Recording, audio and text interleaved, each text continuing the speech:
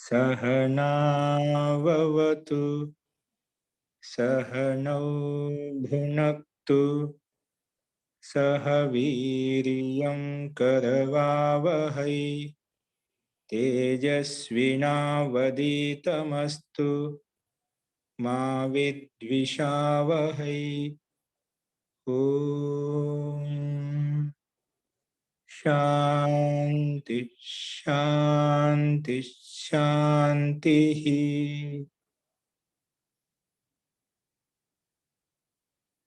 सर्वेभ्यो नमः। అందరికీ నమస్కారం అండి.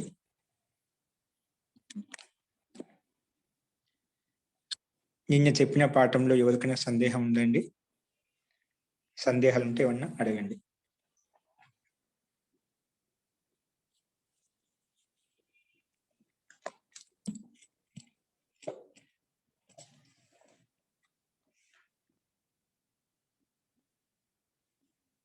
అస్తు ప్రకృతం అనుసరామః. నిన్న మనము లకారాల్లో అచైషిత్ అనే శబ్ద రూపం ఎలా తయారు చేయాలి, వాటి యొక్క రూపం ఏ విధంగా ఉంటుందనేది నిన్న ప్రారంభించాము. అచైషిత్ అంటే అతడు ఎన్నుకున్నాడు. అచైషిత్ అనేది లుంగు లకారం, ప్రథమ పురుషం యొక్క రూపం. లుంగు లకారం అంటే ఏదో జరిగిపోయేటువంటి భూతకాలను చెప్పడం కోసం ఈ లకారాన్ని ఉపయోగిస్తాము. అందులో లుంగు లకారంలో ప్రథమ పురుషం ఏకవచనంలో అచైషిత్ రూపం వస్తుంది. చీ ధాతువుకు అచైషిత్ అనే రూపం వస్తుంది. ఇక్కడ చెప్పుకుంటున్నాము. అందులో ఒకసారి మళ్ళీ రివిజన్ చేస్తాను. నిన్న మనం అచైషిత్ రూపం తయారు చేయాలి అంటే, రూపసిద్ధి తయారు చేయాలి అంటే చీ చేయనే ధాతుని తీసుకున్నాము. చీ చేయనే అనేది దాని మీ యొక్క మీనింగ్. చీ ధాతు, చేయనే అంటే ఎన్నుకోవడం. ఎన్నుకునే అర్థంలో చీ ధాతు వచ్చింది. సరే, చీ ధాతువు దానికి ఎదురుగానే భూవాదయో ధాతవ అనే సూత్రం చేత ధాతు సంజ్ఞ అని పేరు పెట్టుకున్నాం. ఎవరికి? చీ అనే ధాతుకి భూవాదయో ధాతవ అనే సూత్రం వచ్చేసి ధాతు అని పేరు పెట్టింది.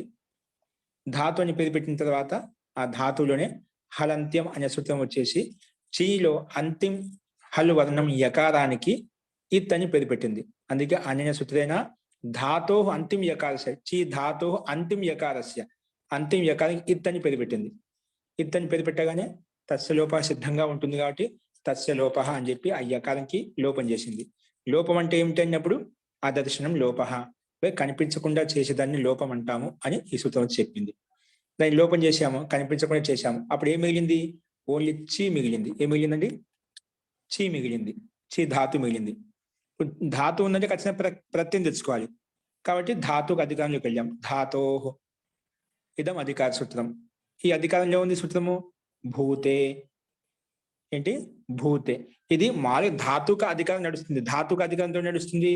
3వ అధ్యాయం లాస్ట్ వరకు నడుస్తుంది. ఇక్కడి నుంచి మొదలుకొని ధాతు అనే సూత్రం ఎక్కడి నుంచి అయితే ఉందో అక్కడి నుంచి మొదలుకొని ఆ అధ్యాయం లాస్ట్ వరకు, అంటే 3వ అధ్యాయం లాస్ట్ వరకు ధాతు యొక్క అధికారం నడుస్తుంది. ఆ అధికారంలో ఇంకో అధికారం, చిన్న అధికారం స్టార్ట్ అయింది. ఏ అధికారం? భూతే. ఆ ధాతుకి అధికారంలో భూతకాలం చెప్పడం కోసం ఒక అధికారం చిన్న స్టార్ట్ చేశాడు. భూతకాల అధికారం అంటే ఆ భూతే నుండి మొదలుకొని దాదాపుగా వర్తమాన లట్ అనే సూత్రం వరకు, దానికి మధ్యలో ఉండే సూత్రాలు ప్రత్యయాలు ఏవైతే ఉన్నాయో అవన్నీ కూడా భూతకాల అర్థం చెప్పడం కోసం వస్తాయి. అంటే అధికారులు చిన్న భూతే అనే భూతకాలంలో చెప్పడానికి కొన్ని ప్రత్యయాలను విడిగా పెట్టేసాడు అనమాట. అంటే భూతకాలానికి సంబంధించిన ప్రత్యయాలను ఒక చోట, వర్తమాన కాలానికి సంబంధించిన ప్రత్యయాలను ఒక చోట, అదేవిధంగా ఆజ్ఞ అర్థం, ఆజ్ఞ ఇవ్వడం, ఆజ్ఞ తీసుకోవడం, దానికి సంబంధించిన ప్రత్యయాలను ఒక చోట, ఆ రకంగా విడివిడిగా పెట్టాడు. అందులో భూతే అనే సూత్రం ఒకటి ఉంది. చిన్న అధికారం పెట్టాడు. భూతే ఇదం అధికార సూత్రం. ఆ భూతేక అధికారంలో భూతకాలానికి సంబంధించిన ప్రత్యయాలు ఉన్నాయి. అందుకే అస్మిన్ అధికారం ఏముందంట భూతకాల అధికారంలో? లుంగ్. లుంగ్ అంటే తెలుసు కదా. లుంగ్ ఏం చెప్పాను? లుంగ్ అంటే ఈ రోజు జరిగిపోయేటువంటి భూతకాలం చెప్పడం కోసం లుంగ్ లకాలను ఉపయోగిస్తాం. ఇది భూతకాల అధికారం ఉంది కాబట్టి భూతార్థం వచ్చిందన్నమాట. ఒకవేళ వర్తమాన కాల అధికారం ఉండింటేనా దానికి వర్తమాన కాల అర్థం వచ్చేది, ప్రెజెంట్ కి అర్థం వచ్చేది. కానీ ఇది భూతకాల అధికారంలో ఉంది. భూత అంటే ముందే చెప్పాం, ఇది భూతకాలంలో అంటే జరిగిపోయినటువంటి విషయాన్ని చెప్పడం కోసము ఈ భూత అనే సూత్రం యొక్క అధికారంలో ప్రత్యయాలు వస్తాయి. ఏ ప్రత్యయం వస్తుంటే మొట్టమొదటి సూత్రం ఇచ్చాడు భూత యొక్క అధికారంలో లుంగ్. సూత్రం సింపుల్ గా ఉంది, లుంగ్. లుంగ్ అనే సూత్రం వచ్చేసి భూతే అర్థం అంటే భూతకాల అర్థంలో వర్తమాన ధాతు ఏదైతే ఉందో ఆ ధాతువు చేత లుంగ్ ప్రత్యయం వస్తుంది అని చెప్పింది. కాబట్టి చి లుంగ్ ఏంటంటే చి లుంగ్ వచ్చింది. ఆ లుంగ్ అనేది ఏంటి అంటే ప్రత్యయ. లుంగ్ను ప్రత్యయం అంటాము. సరే, ఆ ప్రత్యయం ఎక్కడ వస్తుంది? ప్రత్యయం ఎప్పుడు కూడా ధాతుకు పక్కనే వస్తుంది అని చెప్పింది. కాబట్టి ధాతుకు పక్కలో లుంగ్ వచ్చింది, అందుకే చి లుంగ్. ఓకే, ఈ లుంగ్ వచ్చింది కదా, లుంగ్ అంటున్నావు. ఆ లుంగ్ అసలు ఏంటి? ఆ లుంగ్ అంటే లుంగ్ ప్రత్యయం అని చెప్పావు. ఆ లుంగ్ ఎందుకు వచ్చింది ఇక్కడ? లుంగుకయ్యే అర్థం చెప్పలేదా? ఒక లుంగ్ అన్నావు, లుంగ్ అంటే భూతకాలం అని చెప్పావు. ఆ భూతకాలం ఎవరిని చెప్పడం కోసం వస్తుంది? సింపుల్ గా లుంగు అనేది భూతకాలంలో వస్తుంది. భూతకాల అధికారంలో ఉంది కాబట్టి భూతకాల అర్థాన్ని చెప్పడం కోసం లుంగు ప్రత్యయం వస్తుంది. భూతకాలం ఏం చెప్తావు? భూతకాలంలో వస్తుంది. భూతకాలం నుంచి ఏం చెప్తావు? అర్థం చెప్తావా, కర్మని చెప్తావా, భావాన్ని చెప్తావా? ఇది వచ్చి చెప్పినాడు, లహ కర్మనిచ భావే చా కర్మకేభ్య. నువ్వు లుంగు వచ్చింది కదా, ఆ లుంగు లకారం అనేది, లహ అంటే లకారం, అక్కడ లుంగు వచ్చింది కదా, ఆ లకారం అనేది కర్తాలో కర్మలో వస్తుంది. ఒకవేళ సకర్మక ధాతు అయితే, అంటే ఏ ధాతువుకి అయితే కర్మ ఉంటుందో అలాంటి సకర్మక ధాతువు అయితే లకారం అనేది కర్తాలో కర్మలో సకర్మక ధాతువులతో అయితే కర్మలో భావంలో ప్రత్యయం వస్తుంది. అంటే కర్మని చెప్పడం కోసం, భావాన్ని చెప్పడం కోసం వస్తుంది. ఒకవేళ అకర్మక ధాతువు అయితే కర్త భావాన్ని చెప్పడం కోసం వస్తుంది అని చెప్పింది. మొత్తానికి దీని యొక్క తాత్పర్యం ఏంటంటే, ఈ లకారాలు ఎందుకు వస్తాయి? లుంగు లకారం కానీ, లట్ లకారం కానీ, లింగ్ లకారం కానీ, లిట్ లకారం కానీ ఎందుకు వస్తాయి ఈ లకారాలు అంటే ఈ సూత్రం అన్నిటికీ వర్తిస్తుంది. లకారం అంటే ఏదో ఒక అర్థం చెప్పడం కోసం వస్తాయి. ఏంటంటే కర్తని చెప్పడం కోసం కానీ, కర్మని చెప్పడం కోసం కానీ, భావాన్ని చెప్పడం కోసం కానీ. అది ముఖ్య తాత్పర్యం. అప్పుడు ఎప్పుడు ఏవి వస్తాయంటే, ఒకే సకర్మక ధాతువు ఉందనుకోండి, అప్పుడు కర్మలో భావంలో ప్రత్యయాలు వస్తాయి. అంటే కర్మని గురించి చెప్పడం కోసము, భావాన్ని చెప్పడం కోసం వస్తుంది అని చెప్పింది. సకర్మక ధాతువుతో అంటే ఏ ధాతువుకైతే కర్మ ఉంటుందో దాన్ని సకర్మకం అంటాం. ఏ ధాతువు కర్మ ఉంటుందో అలాంటి కర్మతో కూడుకున్నటువంటి ధాతువుతోటి లకారం ఏ అర్థం వస్తుందంటే కర్మలో వస్తుంది, భావంలో కూడా వస్తుంది. అదేవిధంగా అకర్మక ధాతు సూత్రం చెప్తుంది, నా కర్మ అకర్మ. అకర్మక ధాతువు ఏదైతే ఉందో అలాంటి అకర్మక ధాతువుతోటి ప్రత్యయము భావంలో కానీ కర్తలో కానీ వస్తుంది. అంటే అకర్మక ధాతువుతోటి ఎప్పుడు వచ్చిన ప్రత్యయము అది ఆ లకారం ఎప్పుడు వచ్చినా కూడా అకర్మక ధాతువులతోటి ఆ లకారం ఏంటి భావాన్ని చెప్పడం కోసం వస్తుంది, లేదా కర్తని చెప్పడం కోసం వస్తుంది. అది దీని యొక్క తాత్పర్యం. సకర్మక ధాతువుల తేట లకారం అనేది, ఇక్కడ లుంగు లకారం అనేది కర్మను గాని భావాన్ని గాని చెప్తుంది. అకర్మక ధాతువుల చేత కర్తని గాని భావాన్ని గాని చెప్తుంది అని దీని తాత్పర్యం. దీన్ని అతి సింపుల్ గా చెప్పడానికి ఈ సూత్రం ఎందుకు వచ్చిందంటే, లకారాలు ఎందుకు వస్తాయంటే ఏదో ఒకటి కర్తని గురించి చెప్పడం కానీ, కర్మ గురించి చెప్పడం కోసం కానీ, భావాన్ని చెప్పడం కోసం కానీ వస్తాయి. ఇది గుర్తుపెట్టుకుని దీని యొక్క సారాంశము. ఈ లకారాలు ఎందుకు వస్తాయంటే కర్త గాని, కర్మ గాని, భావాన్ని కానీ చెప్పడం కోసం వస్తాయి. ఇక్కడ ఏమంటే అచైషి మనకు స్పష్టంగా కర్త అని చెప్పి, అతడు ఎన్నుకున్నాడంటే ఒక వ్యక్తి కదా, ఒక కర్త కదా, స్పష్టంగా వస్తుంది. కాబట్టి లుంగు లకారం కర్తార్థంలో వచ్చింది అన్నమాట. ఇక్కడ లుంగు లకారము కర్తను చెప్పడం కోసం వస్తుంది. అతడు ఎన్నుకున్నాడు అని అర్థం చెప్పడం కోసం వచ్చింది. సరే, ఇక చెప్పింది ఎందుకు వస్తుందంటే కర్తార్థం చెప్పడం కోసం వచ్చింది అని చెప్పింది అంతే. ఇది ఒక లకారం కాదు, అన్ని లకారాల్లో ఇదే వచ్చేస్తుందన్నమాట. లకారాలు ఏదో ఒక అర్థంలో వస్తాయి, కర్త గాని, కర్మ గాని, భావం గాని. ఇక్కడ కర్త అర్థంలో వచ్చింది. ఇక్కడ ఏ అర్థంలో వచ్చింది? కర్తం గురించి చెప్పడం కోసం వచ్చింది. సరే, అందుకే ఇప్పుడు చీ లుంగ్ అలాగే పెట్టుకున్నాము. ఈ స్థితిలో చీ లుంగ్ మళ్ళా లుంగు పక్కనే ఉంటే వెనకబడి ఏం చెప్పాను, శ్రీ లుంగి వచ్చింది. ఇది లుంగు లకారంలో రెడీగా ఉంటుందండి. లుంగు లకారంలోనే మళ్ళీ పనిచేసేది. శ్రీ లుంగి సూత్రం చెప్పింది, శ్రీ లుంగి. లుంగు రాగానే ఇది పరిగెత్తుకుంటూ వస్తుంది. శ్రీ లుంగి. లుంగు పక్కన ఉంటే ధాతు పక్కలో శ్రీ వస్తుంది. లుంగు పక్కన ఉంటే ధాతు పక్కన వెంటనే శ్రీ అనే ప్రత్యయం వస్తుంది. శ్రీ అనే వికరణ ప్రత్యయం అంటది. ధాతునకు ఇప్పుడు చీ ధాతు లుంగ్ అనే ప్రత్యయం, ఆ చీ ధాతు లుంగ్ ప్రత్యయం మధ్యలో చి అనే వికరణ ప్రత్యయం వస్తుంది. మళ్ళా మొత్తం ఇక్కడ లుంగు పక్కన ఉంటే లుంగు పక్కన ఉంటేనా చి ధాతువు చేత అంటే చి ధాతు పక్కలో చ్లీ వస్తుంది. అందుకే ఇక్కడ చి ధాతు పక్కన వచ్చింది చ్లీ వచ్చిందండి. చ్లీ లుంగ్, చి చ్లీ లుంగ్ ఈ సూత్రం చెప్పింది. చ్లీ లుంగి అనే సూత్రం. లుంగి పదత ధాతో చ్లీ ప్రత్యయో భవతి. అందుకే చ్లీ లుంగ్ విడివిడిగా పెట్టుకొని ఇప్పుడు రాగానే మళ్ళీ చ్లీ వచ్చిన వెంటనే దీని వెనకమ్మడే చ్లే సిచ్ కూడా వస్తుంది. నువ్వు ఎప్పుడైతే చ్లీ చేశావో వెంటనే చ్లే సిచ్ రెడీగా ఉంటుందన్నమాట. నువ్వు చ్లీ చేసిన వెంటనే దానికి మళ్ళీ సిచ్ చేసేస్తుంది. చ్లీ స్థానే సిచ్ ఆదేశో భవతి. అందుకే చ్లే సిచ్ వచ్చి చేసింది. చ్లీ స్థానే సిచ్ ఆదేశో భవతి. చ్లీ రాగానే వెంటనే దానికి వెనకమ్మడే సిచ్ చేసేస్తుంది. అందుకే ఆ చ్లీ స్థానంలో కిందికి వచ్చి చి సిచ్ లుంగ్, చి సిచ్ లుంగ్. ఓకేనా? చి సిచ్ లుంగ్ ఇది వచ్చింది మనకు. చి సిచ్ లుంగ్. ఇక్కడ కొంచెం గమనించండి, మనం ఇక్కడ అనుబంధం లోపం చేసుకున్నాం. సరే, ఇక్కడ చి సిచ్ లుంగ్ అనుబంధం లోపం చేసుకోవాలి. ఇప్పుడు నేను చెప్పాను, ఒకసారి గమనించండి. మొట్టమొదటిగా ఏం చెప్పాను? లుంగులో ఉండే గకాలను తీసేయాలి. అందుకే హలంత్యం వచ్చిందని చెప్పాను. ఏమొచ్చిందండి? హలంత్యం. హలంత్యం వచ్చేసి చెప్పింది ఏం చెప్పింది? అనిన సూచన ప్రత్యయే అంతిమం గకారస్య. లుంగు కదా, లుంగులో అంతిమంలో ఉంది. లుంగ్ అని ఒక ప్రత్యయము, ప్రత్యయానికి అంతిమంలో గకారం ఉంది కదా, అది హల్లు వర్ణమేనా? హల్ వర్ణమే. ఎందుకంటే హల్ ప్రత్యాహారంలో వస్తుందా? హయ వరట్ హా నుండి మొదలుకొని లా వరకు ఉండే ప్రత్యయాలకు మధ్యలో గా ఉంది కదా. యా మా గా ఉంది కదా. యమంగ ననంలో గా ఉంది అంటే హల్ వర్ణం, హల్ ప్రత్యాహారంలో ఉంది. కాబట్టి హలంత్యం అనే సూత్రం వచ్చేసి అంత్యం హల్ వర్ణం ఇత్ సంజకం భవతి అని ఇత్ అని పేరు పెట్టింది. అందుకే నేను ఏదా ఇచ్చాను? అనేన సూత్రేణ ప్రత్యయే అంతిమం గకారస్య. ఏ ప్రత్యయము? లుంగు ప్రత్యయే అంతిమం గకారస్య ఇత్ సంజ్ఞా భవతి అని పెట్టాం. ఓకేనా? ప్రత్యయంలో అంతిమంలో ఉండాలి. దీనితోటే ఇంకోటి యాడ్ చేసుకోండి. ఇక్కడ నేను తర్వాత చెప్పి మళ్ళీ రాయించాను, కన్ఫ్యూజ్ అవుతున్నారు. ఈ ప్రత్యయంలో కొంచెం స్పేస్ ఉంటుంది కదా, నిన్న రాయించను. అనేన సూత్రేణ లుంగ్ ప్రత్యయే అంతిమం గకారస్య ఇత్ సంజ్ఞా భవతి అని గకారానికి ఇత్ అని పెట్టాం. ఓకేనా? అంతిమంలో ఉంది కాబట్టి. నెక్స్ట్ దాంట్లో మనకి ఏముంది? సిచ్ కూడా ఉంది కదా. సిచ్ కూడా ఒక ప్రత్యయమే.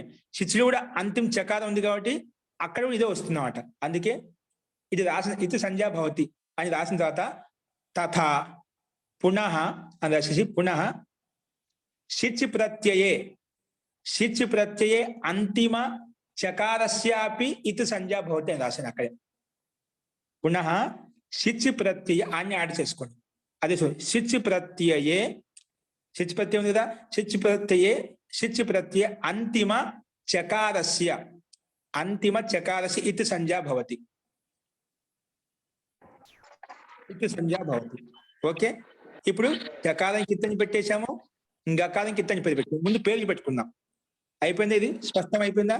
రాసేసుకున్నారు కదా, అక్కడ యాడ్ చేసుకోండి.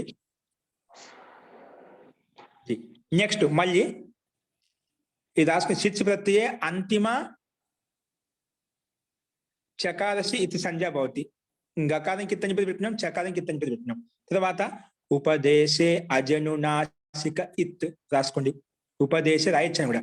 ఉపదేశే అజనునాసిక ఇత్ ఇది వచ్చేమంటుంది? అనేన సూత్రేణ ఉపదేశే అనునాసిక అచ్. ఏ అచ్చు? ఇప్పుడు లుంగ్ అని చెప్పాం కదా, లుంగులో అయితే సామాన్యంగా లూ పైన అదృశ్యంగా బింది ఉందండి, ఇక్కడ లేదు. ఉచ్చారణ లోపించడం వల్ల మనం రాయడం లేదు, చెప్పడం లేదు. కానీ మన సూత్రం ఉపయోగించినప్పుడల్లా మనం చెప్పుకోవాల్సి వస్తుందన్నమాట.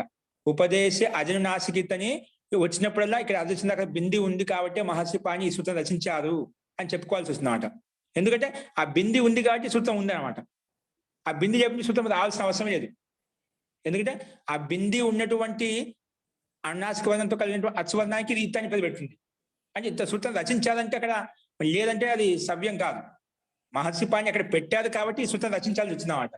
కాబట్టి కాలాంతరంలో అది లుప్తం అయిపోయింది కాబట్టి మనం చెప్పుకోవడం లేదు, ఉచ్చరించడం లేదు, రాయడం లేదు. కానీ ఇలా చెప్పుకునేటప్పుడల్లా ఆచార్య ఎవరైతే ఉన్నారో వాళ్ళు చెప్తూ ఉంటారు అనమాట. ఇక్కడ కూడా మనం అదే పని చేస్తున్నాం. ఇక్కడ లుంగులో గకారానికి ఇత్తని పెట్టుకున్నాం, బాగానే ఉంది. ఆ లూ పైన లకారంలో ఊ ఉంది కదా, ఆ ఊ పైన అర్ధసింధకారంలో బింది ఉందండి. ఉంది కాబట్టి ఈ సూత్రం వచ్చేసి అందుకే బ్రాకెట్ పెట్టింది. ఉపదేశ అనునాసిక అచ్ బ్రాకెట్ లో ఊ పైన అర్ధసింధక దానికి ఇత్ అని పెట్టింది. అచ్ తస్య ఇత్ సంజ్ఞా భవతి. ఓకేనా? ఓకే, ఇత్ సంజ్ఞ పెట్టాం. ఇప్పుడు దాంట్లో యాడ్ చేసుకోండి. కొన్ని చిన్నగా రాసుకోండి. ఏ రాసుకుంటారు? సిచ్ ప్రత్యయం ఉంది. పునః సిచ్ ప్రత్యయ ఇకారస్యాపి ఇత్ సంజ్ఞా భవతి. షిచ్ ప్రత్యయే ఇకారస్యాపి ఇతి సంజ్ఞా భవతి. ఇక్కడ ఈ పైన అదృశ్య బింది ఉందండి. ఏదానిపైన ఇకారం పైన ఈ అని రాసిన తర్వాత హ్రస్వ ఇకారం రాసిన తర్వాత దానిపైన అదృశ్య బింది పెట్టుకోండి. షిచ్ షిచ్ అలా ఉంటుంది అన్నమాట. ముక్కుతో నాసికాతో పలికేటువంటి. ఇప్పుడు పలకడమే కష్టంగా అసహజంగా ఉంది కాబట్టి ఇది ఉచ్చరించడం లేదు. అంటే సి పైన అదృశ్య బింది ఉంది అంటే ఇకారంలో కూడా అదృశ్య బింది పెట్టే. ఇక్కడ ఊ పైన పెట్టాం కదా, అలాగే ఈ పైన కూడా పెట్టుకోవాలి ఇక్కడ. అందుకే మీరు ఏం రాస్తారు, ఉపదేశే అజనునాసిక ఇతర సూత్రానికి ఏం రావించాను ముందు, అనేన సూత్రేణ ఉపదేశే యో అనునాసిక అచ్. అచ్ అంటే బ్రాకెట్ లో ఊ పైన అదృశ్య బింది. తస్య ఇత్ సంజ్ఞా భవతి.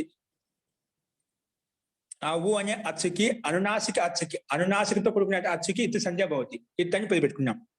ఇక్కడ అనునాసిక అంటే ఏమిటి, మళ్ళీ ప్రశ్న వేసారనుకోండి, ఎవరైనా అడిగారు అనుకోండి, మీరేం చెప్పాలి, అనునాసిక అంటే ముఖ నాసిక వచనోను నాసిక, ముఖ నాసిక వచనోను నాసిక అని బాగా సిద్ధులు చెప్పాను. ఇక్కడ మీకు తెలుసు కాబట్టి చెప్పలేదు. అనునాసిక అంటే ముక్కు సహాయంతో, ఈ సూత్రం ఏం చెప్పింది, ముక్కు సహాయంతో నోటి సహాయంతో పలికేటువంటి వర్ణాన్ని అనునాసిక అంటాము. ఒకవేళ అడిగితే ఇది చెప్పాలి, మనకు తెలుసు కాబట్టి ఇక్కడ రాసుకోలేదు. ఒకవేళ అడిగినా అనునాసికతికి మనం అడిగాను అనుకోండి, అప్పుడు ముఖ నాసిక వచనోను నాసిక అని రాసుకోవాలి. అప్పుడు ముఖేన నాసికయా యద్ ఉచ్చార్యతే తద్ అనునాసిక సంజ్ఞకో భవతి. ముక్కుతోటి నాసికతోటి పలికేటువంటి వర్ణాన్నే అనునాసిక అంటాము అని రాసుకోవాలి మనం. అస్తు, ఇక్కడ అవసరం లేదు, మనకు తెలుసు కాబట్టి. ఇప్పుడు ఏదాస్తారు, ఉపదేశే అజనునాసికిత్ అనే సూత్రంలో కొంచెం యాడ్ చేసుకొని చెప్పాను. పునః షిచ్ ప్రత్యయే ఇకారస్య అపి ఇత్ సంజ్ఞా భవతి. షిచ్ ప్రత్యయే అనునాసిక ఇకారస్యాపి రాసుకోండి, ఎందుకు అదృశ్య బిందికి. షిచ్ ప్రత్యయే ఇకారస్యాపి అనునాసిక ఇకారస్యాపి ఇత్ సంజ్ఞా భవతి. అంటే షిచ్ లో ఉండే ఇకారం కూడా ఇత్ అని పేరు పెట్టేసుకుంటాం. అర్థమైందా? షిచ్ ప్రత్యయే ఇకారస్య అనునాసిక రాసుకోండి, బ్రాకెట్ పెట్టుకోండి కావాలంటే. అనునాసిక ఇకారస్య అపి ఇత్ సంజ్ఞా భవతి. అనునాసిక ఇకారస్య అపి ఇత్ సంజ్ఞా భవతి. ఇత్ సంజ్ఞా భవతి. ఓకే. ఇప్పుడు ఇత్ సంజ్ఞ, ఇప్పుడు ఏ వర్ణానికి ఇత్ పెట్టుకున్నాం, లుంగులో ఉండే గకారానికి ఇత్ అని పెట్టుకున్నాం, షిచ్లో ఉండే చకారానికి అంతిమం ఉంది కాబట్టి అంతిమంలో ఉండే వర్ణాలకు అన్నిటికీ గుర్తు పెట్టుకుని హలంతమే వచ్చి ఇత్ అని పేరు పెట్టేస్తుంది. అచ్చులకు మటుకు ఉపదేశ అజనునాసిక ఇత్ అని వచ్చి ఇత్ అని పేరు పెడుతుంది. అచ్చులకు ఉపదేశ అజనునాసిక ఇత్, హల్లులకు అంతిమంలో ఉంటే హలంతం అనే సూత్రం వచ్చి ఇత్ అని పేరు పెడుతుంది. ఇక్కడ మనకు గకారానికి ఇత్తు పెట్టుకున్నాము, చకారానికి ఇత్తు పెట్టుకున్నాము. తర్వాత లుంగులో ఉండే ఉకారానికి ఇత్తు పెట్టుకున్నాము, షిచ్లో ఉండే ఈ కారంలో ఇత్ అని పేరు పెట్టుకున్నాం. ఈ రకంగా 4 ఉన్నాయి, 4 ఇత్ సంజ్ఞక వర్ణాలు ఉన్నాయి. ఇత్ అని పేరు పెట్టుకున్న తర్వాత ఇప్పుడు రాసుకుని తస్య లోపః అని రాయించాను. అనేన సూత్రేణ ఇత్ సంజ్ఞకయో అని చెప్పాను. అక్కడ 2 చెప్పాను కాబట్టి ముందుగా. ఇప్పుడు ఏం రాస్తుంది దాని స్థానంలో, అనేన సూత్ర ఇత్ సంజ్ఞకానాం. చాలా ఉన్నాయి కదా, 1 ఉంటే ఇత్ సంజ్ఞకస్య అని చెప్పాం, 1 కదా, 2 ఉంటే ఇత్ సంజ్ఞకయో అని చెప్పాం, రామస్య రామయో అని చెప్పి. అలాగే ఇత్ సంజ్ఞకస్య ఇత్ సంజ్ఞకయో, కానీ 2 కన్నా ఎక్కువగా ఉన్నాయి కదా, కాబట్టి అనేన సూత్రేణ ఇత్ సంజ్ఞకానాం లోపః భవతి. నువ్వు ఎవరెవరికైతే ఇత్ అని పేరు పెట్టావో వాటన్నిటిని మొత్తం లోపం చేసేయి. ఇత్ సంజ్ఞకానాం లోపః భవతి.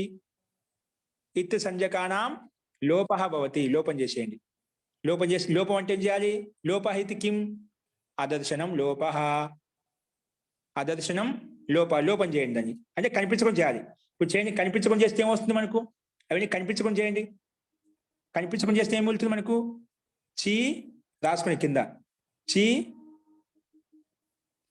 చీ, తర్వాత షిచ్లో ఉండే సా ఒకటి వెళ్తుంది, చకారం వెళ్ళిపోయింది, సీలో ఉండే ఈ కూడా వెళ్ళిపోయింది, చీ స్ మిగులుతుంది, సకాల హలంతం వెళ్తుంది. చీ స్, లుంగులో గకారం వెళ్ళిపోయింది, ఊ కూడా వెళ్ళిపోయింది, ఇల్లు, చీ స్ లు. ఓకేనా? చీ ఉస్ లు, చీ ఉస్ లు. ఇది నిన్న ఇంతవరకు చెప్పుకున్నాం. ఇప్పుడు మళ్ళీ ఒకసారి అడుగుతున్నాను.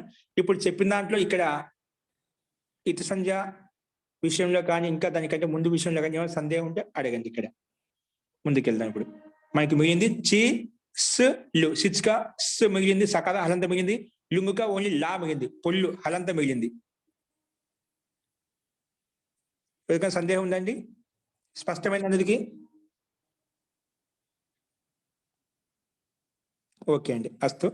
ఇప్పుడు చి స్ ల. దీనికి ఎదురుగా బాణం గుర్తు ఇచ్చేసి రాసుకోండి. అక్కడ ఇచ్చాను, గ్రూప్ లో చూసుకోండి, లేదా పరిశిష్టంలో చూసుకోండి.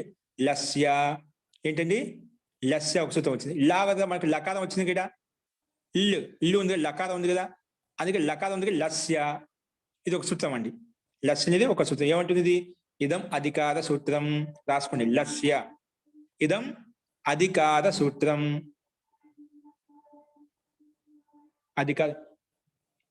అధికార సూత్రం అంట. ఇతోగ్రే వక్ష్యమానాని కార్యాన్ని లకారస్యేవో భవంతి. ఇది కూడా అధికార సూత్రం. లస్ అనేది ఒక అధికారం. మళ్ళా అంటే ధాతుకి అధికారంలో మళ్ళీ లస్ అనే ఒక అధికారం మళ్ళీ స్టార్ట్ అయింది. ధాతుకి అధికారంలోనే ఇంకొక అధికారం స్టార్ట్ అయింది. ఏం అధికారం? లస్య. అంటే ఈ సూత్రం మొదలుకొని ఏవైతే ప్రత్యయాలు ఉన్నాయో ముందుకు, అవన్నీ కూడా ఇప్పుడు మన లుంగు లకారం ఉంది కదా, దానికి అనుబంధం లోపం చేస్తే ఏమి ఇల్లు లకారం మిగిలిందా, ఆ లకార స్థానంలో ప్రత్యయాలు వస్తాయి అంట.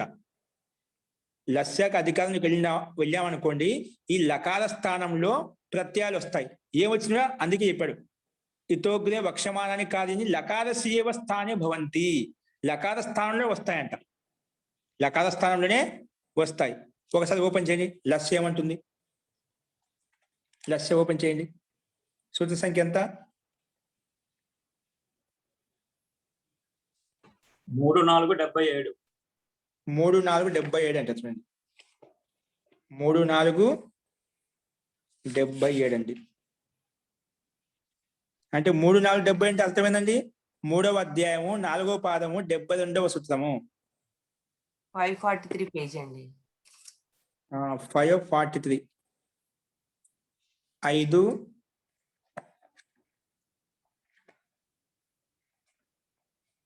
4 3 ఓపెన్ అయిందండి. ఇంకా కాలేదు కదా, చూడండి ఎంత చక్కగా ఇచ్చాడో. లస్య ఇదం అధికార సూత్రం. ఈ అధికారం చదువుకొని ఇతోగ్రే ఆ తృతీయాధ్యాయ పరిసమాప్తే అంట. ఇక్కడి నుంచి మొదలుకొని తృతీయాధ్యాయ లాస్ట్ వరకు ఏమొస్తాయి? అన్ని లకార స్థానంలో వస్తాయి. కింద ఇచ్చాడు లట్, లిట్, లుట్టు. లస్య సూత్రం ఓపెన్ చేసారా? అక్కడ కింద చూడండి, ఆ సంస్కృతానికి అంతిమంలో ఎండింగ్ లో లకార మాత్రస్య గ్రహణం భవతి అన్నప్పుడు లట్, లిట్, లుట్టు, లేట్, లోట్, లంగ్, లింగ్, లుంగు, లుంగు మొత్తం ఇత్తి అయితే దశ లకార ఇచ్చాడా? ఈ 10 లకారాలు ఈ సూత్రం పనిచేస్తుందండి. ఇక్కడి నుంచి ఈ లస్య నుండి మొదలుకొని ఇంతవరకు ఈ లాస్ట్ సూత్రాల వరకు, ఇక్కడ పరిశిష్టం ఉంది కదా, పరిశిష్టానికంటే ముందు వరకు మొత్తం ఇంతవరకు 3వ అధ్యాయం లాస్ట్ వరకు ఇక్కడ ఉండే ప్రత్యయాలన్నీ కూడా ఏమొచ్చినా లకార స్థానంలో వస్తాయి. అంటే లట్లకారం కావచ్చు, లిట్లకారం కావచ్చు, లుట్లకారం కావచ్చు, అన్నిటికీ అనుబంధం లోపం చేస్తామండి. అన్నిటికీ అనుబంధం లోపం చేస్తే మిగులుతుంది ఇల్లు, లకారం మాత్రమే మిగులుతుంది. అట్లా అనుబంధం లోపం చేసిన లకార హలంత మిగులుతుందా, ఆ లకార స్థానంలో తిప్పు గాని తస్సు గాని ప్రత్యయాలు వస్తాయంట. అర్థమైందా? ఇక్కడి నుంచి మొదలుకొని ఏ ప్రత్యయాలు వచ్చినా మనకు 10 లకారాలు ఉన్నాయి. 10 లకారాల్లోంచి ఏదో ఒక లకార స్థానంలో ఖచ్చితంగా ప్రత్యయాలు వస్తాయి అని ఈ సూత్రం చెప్పింది. లస్య అనే సూత్రం చెప్పింది. అర్థమైంది కండి. ఈ సూత్రం యొక్క అధికారం 3వ అధ్యాయం లాస్ట్ వరకు, అంటే ఇక్కడి నుంచి మొదలుకొని ఈ అధ్యాయం లాస్ట్ వరకు అధికారం నడుస్తుంది. ఇవన్నీ లకార స్థానంలో 10 లకారాలు ఏవైతే ఉన్నాయో ఆ లకార స్థానంలో వస్తాయి. కాబట్టి ఇది అధికార సూత్రం రాసుకోండి. ఓకే, లస్య ఇదం అధికార సూత్రం రాసుకుని దాని పక్కన ఇతోగ్రే అంటే ఇక్కడి నుంచి అగ్రే, ఇక్కడి నుంచి ముందు. ఇతోగ్రే వక్ష్యమానాని కార్యాన్ని చెప్పేటువంటి సూత్రాలు, కార్యాన్ని పనులు. ఇతోగ్రే ఇక్కడి నుంచి ముందు, వక్ష్యమానాని కార్యాన్ని రాసుకోండి. ఇతోగ్రే వక్ష్యమానాని కార్యాన్ని, ముఖ్యమైన పాయింట్, లకారస్య ఏవ స్థానే భవంతి. లకార స్థానంలోనే భవంతి. లకారస్య ఏవ స్థానే భవంతి. ఇక్కడి నుంచి వచ్చేటువంటి లకార స్థానం. ఇప్పుడు మన లుంగుకు అనుబంధం లోపం చేస్తే ఏం మిగిలింది? ఇల్లు మిగిలింది కదా. అదేవిధంగా లిట్కి కూడా అనుబంధం లోపిస్తే ఇల్లే మిగులుతుంది. లట్టుకు కూడా అనుబంధం లోపిస్తే ఇల్లే మిగులుతుంది. అట్లా అన్ని లకాలకు లానే మిగులుతుంది. అప్పుడు లాని మిగిలిన తర్వాత లస్య అధికారంలోకి వస్తా ఉంది. అధికారంలో ఏవైతే ఉన్నాయో అవన్నీ లకార స్థానంలోనే వస్తాయి అని ఈ సూత్రం చెప్పింది.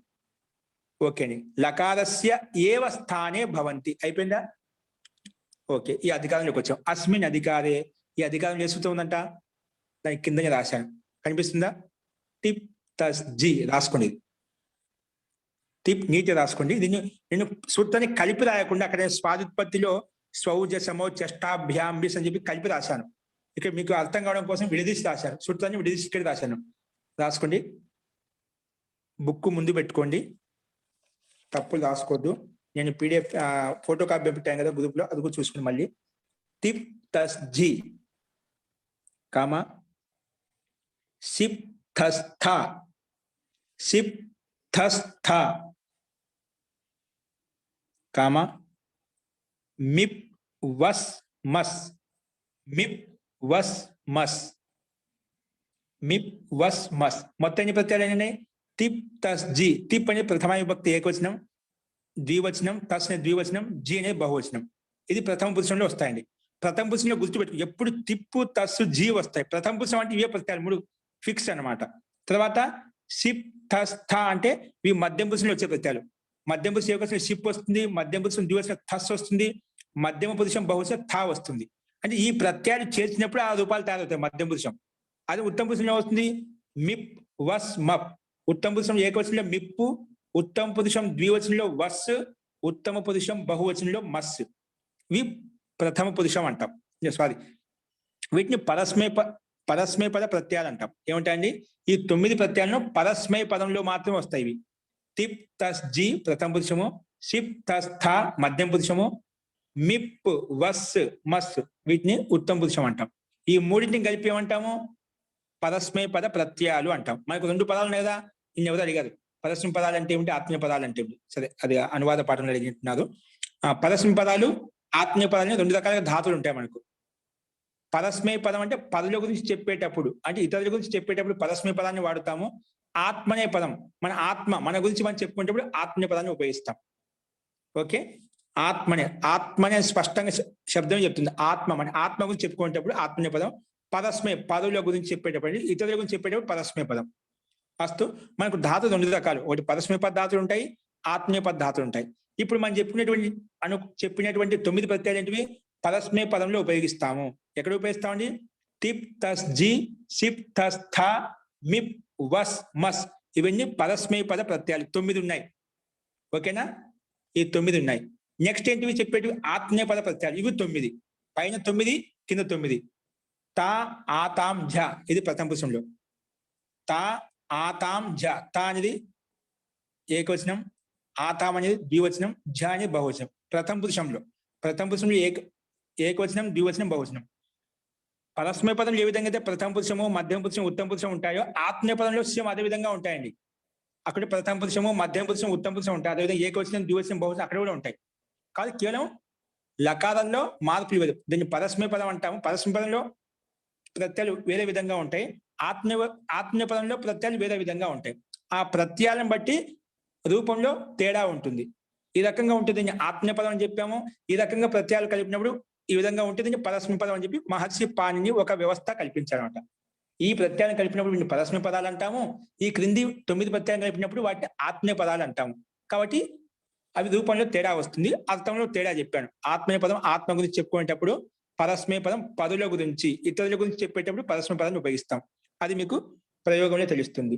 నెక్స్ట్ ఇక్కడ మళ్ళీ చెప్తున్నా, ఆత్మీయ పదంలో ప్రత్యయాలు ఏమున్నాయి? తా ఆతాం ఝ అనేది చూసుకోండి. తా ఆతాం ఝ మధ్యం పురుషంలో థాస్ ఆథాం ధ్వం, థాస్ ఆథాం ధ్వం మధ్యం పురుషంలో. ఉత్తమ పురుషంలో ఇట్ వహి మహిం, ఇట్ వహి మహిం ఈ ఉత్తమ పురుషంలో. ఇప్పుడు సేవతే ధాతు ఉందండి ఆత్మీయపదంలో. సేవ ధాతుకు తా కలిపినప్పుడు సేవతే అవుతుంది. సేవ ధాతుకి ఆతాం కలిపితే సేవతే సేవేతే అవుతుంది. ఝా కలిపితే సేవంతే అయిపోతుంది. అవి ఎలా అనేది రూపం మనకు తెలుస్తుంది. ఈ ప్రత్యయాలు వచ్చిన తర్వాత రూపాలు మార్పులు వస్తాయి. అదేవిధంగా సేవసే సేవేతే సేవద్వే, ద్వం ప్రత్యయం కలిపినప్పుడు సేవద్వే అవుతుంది. అలాగే సేవే సేవావహే సేవావహి సేవామహి అనేది ఇక్కడ వస్తాయి. సేవే సేవావహి, సేవే సేవావహే సేవామహే. ఈ రకంగా ఆత్మీయ పదంలో రూపాలు ఈ విధంగా ఉంటాయి. చెప్పరండి, ఉత్తమ పురుష ఒకసారి చెప్పరా? సేవే సేవావహే సేవామహే. ఓకేనా? ఈ ప్రత్యయాలు చేర్చినప్పుడు ఆ విధంగా తయారవుతాయి. ఓకేనా? పరస్మయ పదంలో తిప్పు కలిపితే భవతి, తస్ కలిపితే భవతః, జీ కలిపితే భవంతి అయిపోయింది. అదే మధ్యం పురుషంలో సిప్ కలిపితే భవసి, థస్ కలిపితే భవథః, థా కలిపితే భవథా తయారైంది. అదే ఉత్తమ పురుషంలో మిప్పు కలిపితే భవామి, వస్ కలిపితే భవావహ, మస్ కలిపితే భవామహ. ఈ ప్రత్యయాల వలన మనము లకారాలు రూపాలు తయారవుతున్నాయండి. ముఖ్యమైన ఈ 18 ప్రత్యయాలే. ఇందులో 9 ప్రత్యయాలను పరస్మ పదాలు అంటాము, మిగిలిన 9 ప్రత్యయాలను ఆత్మీయ పద ప్రత్యయాలు అంటాం. అర్థమైందా? వీటినే సంక్షిప్త రూపాలు అని చెప్పి మనకు అర్థం చేయడం కోసము అక్కడక్కడ సూచిస్తారు. అంటే భూకి తిప్పు కలుపుకుంటే ఆ తిప్పు కూడా పకారంలో పెట్టారు, తి తస్ జీ అంటాం. ఓకే, అది మీకు రూపం ఇక్కడే మనకు కనిపిస్తుంది. మొత్తానికి ఇది సూత్రం అండి. ఈ సూత్రాలను సంధియుక్తం కలిపి రాసినాం అనుకోండి, టిప్ తస్ జీ సిప్ తస్ థా మిప్ వస్మ తాథాం జ థా సాథాం ధ్వం ఈడువహి మహి, ఆ రకంగా కలిపి చెప్పేస్తాం. కలిపినప్పుడు సంధులు కూడా అయిపోతాయన్నమాట. తిప్పుకి పాకి తిప్ తస్ జీ సిప్ తస్ థా, ఇక్కడ అయితే ఏమిలో తా ఆతాం జ, తాలో ఆతాంలో ఇక్కడ సంధి అయిపోతుంది, సవంధిక సంధి అవుతుంది. అట్లా కొన్ని సంధుల వలన కలిపి రాసినప్పుడు కొంచెం మనకు కష్టంగా ఉంటుంది. కాబట్టి మీకు అర్థం కావడం కోసం విడివిడిగా రాశాను. ఇదంతా సూత్రం అండి. తిప్ తస్ జీ సిప్ తస్ థా మిప్ వస్ మస్ తా ఆథాం జ థాస్ ఆథాం ధ్వం ఇట్ వహి మహి. ఈ 18 ప్రత్యయాలతోటి మనకు పరస్మ పద రూపాలు, ఆత్మీయ పద రూపాలు తయారవుతాయి. ఇందులో మొట్టమొదటి 9 ప్రత్యయాలతోటి పరస్మ పదాలు భవతి, భవత, భవంతి, భవసి, భవతః, భవత, భవామి, భవావహ, భవామహ ఇవి తయారవుతాయి. నెక్స్ట్ సేవతే చెప్పాను, ఆతా ఆథాం జాతుడు, సేవతే, సేవేతే, సేవంతే, సేవసే, సేవేథే, సేవద్వే, సేవే, సేవావహే, సేవామహే. ఈ రకంగా పరస్మ పదంలో, ఆత్మీయ పదంలో ఈ ప్రత్యయాలను బట్టే మార్పులు వస్తాయి. రాసుకోండి. సూత్రం అయిపోయింది కదా, ఇప్పుడు రాసుకోండి. తిప్ తస్ జీ సిప్ తస్ థా రాసుకున్నారు కదా. రాసుకుంటే అనేన సూత్రేణ అష్టాదశ ప్రత్యయాః ప్రాప్తాః. ఏంటండి, లెస్స కదా, ఈ లకార స్థానంలో ప్రత్యయం తెచ్చుకోవాలి మనం. లకార స్థానం ప్రత్యయం తెచ్చుకోవాలంటే మనకి 18 ప్రత్యయాలు ఒకేసారి వచ్చాయి. లకార స్థానంలో ప్రత్యయం తెచ్చుకోవాలి. లస్య ఇదం అధికార సూత్రం. ఇక్కడ చెప్పినటువంటి ఏవైతే ప్రత్యయాలు ఉన్నాయో అవన్నీ లకారస్య ఏవ స్థానే భవంతి అని చెప్పాను. లకార స్థానంలో వస్తాయి. లకార స్థానం వస్తానికి వెనకబడి మొత్తం 18 ప్రత్యయాలు పరిగెత్తుకుంటూ వచ్చాయి. అక్కడ స్వాదుత్పత్తిలో మనము స్వౌజసమో చష్టాభ్యామిస్తోటి ప్రాతిపదికం పక్కన ప్రత్యయాలు వస్తాయంటే మొత్తం వచ్చాయి, 21 ప్రత్యయాలు వచ్చాయి. అదే విధంగా ఇక్కడ మొత్తం 18 ప్రత్యయాలు వచ్చాయి లకారాల్లో. ఓకే, అందుకే అనేన సూత్రేణ అష్టాదశ ప్రత్యయాః ప్రాప్తాః, ప్రాప్తమయ్యాయి. ఏం చేయాలి, మనకు ఒక ప్రత్యయం కావాలి. మనకి ఏం తయారు చేయాలి? ప్రథమ పురుషం ఏకవచనం తేమ. లక్ష్యం ఏంటి? ప్రథమ పురుషం ఏకవచనం. ఓకేనా? కాబట్టి ఒకటే కావాలి. ఆ ఒకటి ఏం తెచ్చుకోవాలి? తిప్పు తెచ్చుకోవాలన్నా, తస్ తెచ్చుకోవాలన్నా, జీ తెచ్చుకోవాలన్నా, సిప్పు తెచ్చుకోవాలన్నా, తస్ తెచ్చుకోవాలన్నా, థా తెచ్చుకోవాలన్నా, 18 నుంచి ఏం తెచ్చుకోవాలి నేను? లస్య అన్నం లకార స్థానం మొత్తం వచ్చేసాయి. వాటికి వ్యవస్థ ఏంటి? దాని వ్యవస్థ ఏంటి ఇక్కడ మహర్షి పాని చెప్తున్నాడు. అష్టాదశ ప్రత్యయాః ప్రాప్త. రాసుకొని అనేన సూత్రేణ అష్టాదశ, అష్ట అంటే 8, దశ అంటే 10, మొత్తం 18. అష్టాదశ ప్రత్యయాః ప్రాప్తాః, ప్రాప్తమయ్యాయి. ఓకేనా? పరంతు అష్టాదశ ప్రత్యయాః ప్రాప్త ఎక్కడ ప్రాప్తమే? లకార స్థానం. ఈ ఇల్లు ఉంది కదా, ఈ లకార స్థానంలో అష్టాదశ అనే సూత్రం లకార స్థానే అష్టాదశ ప్రత్యయాః ప్రాప్తః. ఈ లకార స్థానం ఏం చేయండి? అష్టాదశ ప్రత్యయాలు అంటే 18 ప్రత్యయాలు ప్రాప్తమయ్యాయి. పరంతు, పరంతు అంటే కానీ, అత్ర ఏకం ఆవశ్యకం. కిం ఆవశ్యకం? ఒక ప్రత్యయం కావాలి. ఆ ఒక్కటి ఏం తెచ్చుకోవాలి? అన్నిటికీ ప్రత్యయ సంజ్ఞ ఉంది. ఏ ప్రత్యయం తెచ్చుకోవాలి మనకు తెలియదు కదా. కాబట్టి అన్ని వచ్చేసాయి. వాటికి వ్యవస్థ వేస్తున్నాం. సరే, ముందు దానికి ఒక వ్యవస్థ కల్పిద్దాం. ఏ వ్యవస్థ కల్పిస్తామంటే రాసే. ఇప్పుడు మనకు సిచ్, చి, స్, లా ఉంది. ఇప్పుడు ఈ 18 ప్రత్యయాలు ఒక విభాగం చేస్తున్నాడు. ఏ విభాగం చేశాడు? రాసుకోండి. చి, స్, లాకి ఎదురుగా మళ్ళీ బాణం గుర్తు పెట్టి రాసుకోండి. దానికి ఎదురుగానే కింద లహ పరస్మై పదం. లహ పరస్మై పదం. పీడిఎఫ్ ముందు పెట్టుకోండి, లేదంటే నేను పంపించిన ఫోటో కాపీ ముందు పెట్టుకోండి. పీడిఎఫ్ అంటున్నా, పరిశిష్టం పెట్టుకోండి. పరిశిష్టం పైన పెట్టారు చూడండి, నిన్న కూడా పెట్టారు. లహ పరస్మై పదం. పుస్తకాలను ఖచ్చితంగా పరిశిష్టం ఓపెన్ చేసి కూర్చోండి. లహ పరస్మై పదం. లహ అంటే లకారం అండి. ఈ లకార స్థానాలు ఎన్ని వచ్చాయి మనకు? ఎన్ని ప్రత్యయాలు వచ్చాయి? 18 ప్రత్యయాలు వచ్చాయి. లహ అంటే లకార స్థానంలో ఈ షష్ఠీ భక్తి ఎక్కువండి. లహ అంటే ఇల్లు ఇలా స్థానంలో 18 ప్రత్యయాలు వచ్చాయి. ఏ సూత్రం చేత? టిప్ తస్ జీ షిప్ తస్ అనే సూత్రం చేత మొత్తం 18 ప్రత్యయాలు వచ్చాయి. ఇదేమంటుంది? లహ పరస్మై పదం. నువ్వు లకార స్థానంలో 18 ప్రత్యయాలు వచ్చాయంటున్నావు కదా, ఆ 18 ప్రత్యయాలు పరస్మై పదం అని పేరు పెట్టేసి చెప్పింది. ఏం పేరు పెట్టాలంట? ఆ 18 ప్రత్యయాలకి ఈ సూత్రం వచ్చి ఏం చేసింది? మొత్తానికి పరస్మై పదం అని పేరు పెట్టేసి, ఏంటి మొత్తానికి పరస్మై పదం అని పేరు పెట్టేసి చెప్పింది. ఈ సూత్ర ప్రకారంగా ఆ లకార స్థానంలో ఇల్లు స్థానంలో వచ్చినటువంటి మొత్తం 18 ప్రత్యయాలకు లహ పరస్మై పదం, మొత్తానికి పరస్మై పద అని పేరు పెట్టేసి వెళ్ళిపోయింది. ఇది మొత్తానికి ఏం చేసింది? 18 ప్రత్యయాలకు ఒకటే పేరు పెట్టింది, పరస్మై పదం. లకార స్థానంలో ఏవైతే 18 ప్రత్యయాలు వచ్చాయో వాటికి పరస్మై పదాన్ని పేరు పెట్టుకో. సరే, పేరు పెట్టి వెళ్ళిపోయింది. అందుకే రాసుకోండి. అనేన సూత్రేణ లాదేశాహ, లకారంలో వచ్చిన ఆదేశాలు, లాదేశాహ అనేన సూత్రేణ లాదేశాహ అంటే లకారంలో వచ్చిన ఆదేశాలు, లాదేశాహ పరస్మై పద సంజ్ఞకాః భవంతి. లాదేశాహ పరస్మై పద సంజ్ఞకాః భవంతి. లాదేశాహ పరస్మై పద సంజ్ఞకాః భవంతి. పరస్మై పద సంజ్ఞకాః భవంతి అంటే ఈ సూత్రం చేత లాదేశాహ, లాదేశ అంటే లకార స్థానంలో వచ్చిన ఆదేశాలను లాదేశ అంటాం. లాదేశాలు ఏంటి? మొత్తం 18 ప్రత్యయాలు. లాదేశాహ పరస్మై పద సంజ్ఞకాః భవంతి. పరస్మై పదం పేరు పెట్టబడ్డాయి. పరస్మై పద సంజ్ఞకాః భవంతి. అన్నిటికీ టిప్పుని పరస్మై పదం అని చెప్పాము, తస్ని పరస్మై పదం అని చెప్పాము, జీని పరస్మై పదం అని చెప్పాము. అట్లా 18 ప్రతి దాన్ని పరస్మై పదం పేరు పెట్టుకుంటూ వెళ్ళాం. అట్లా మొత్తానికి పరస్మై పదం అని పేరు పెట్టుకున్నాం. కానీ పునః మళ్ళీ ఇంకో సూత్రం వచ్చింది, రాసుకునేది. తంగాణ వాత్మనే పదం. తంగాణ వాత్మనే పదం రాసుకోండి. తంగాణ వాత్మనే పదం.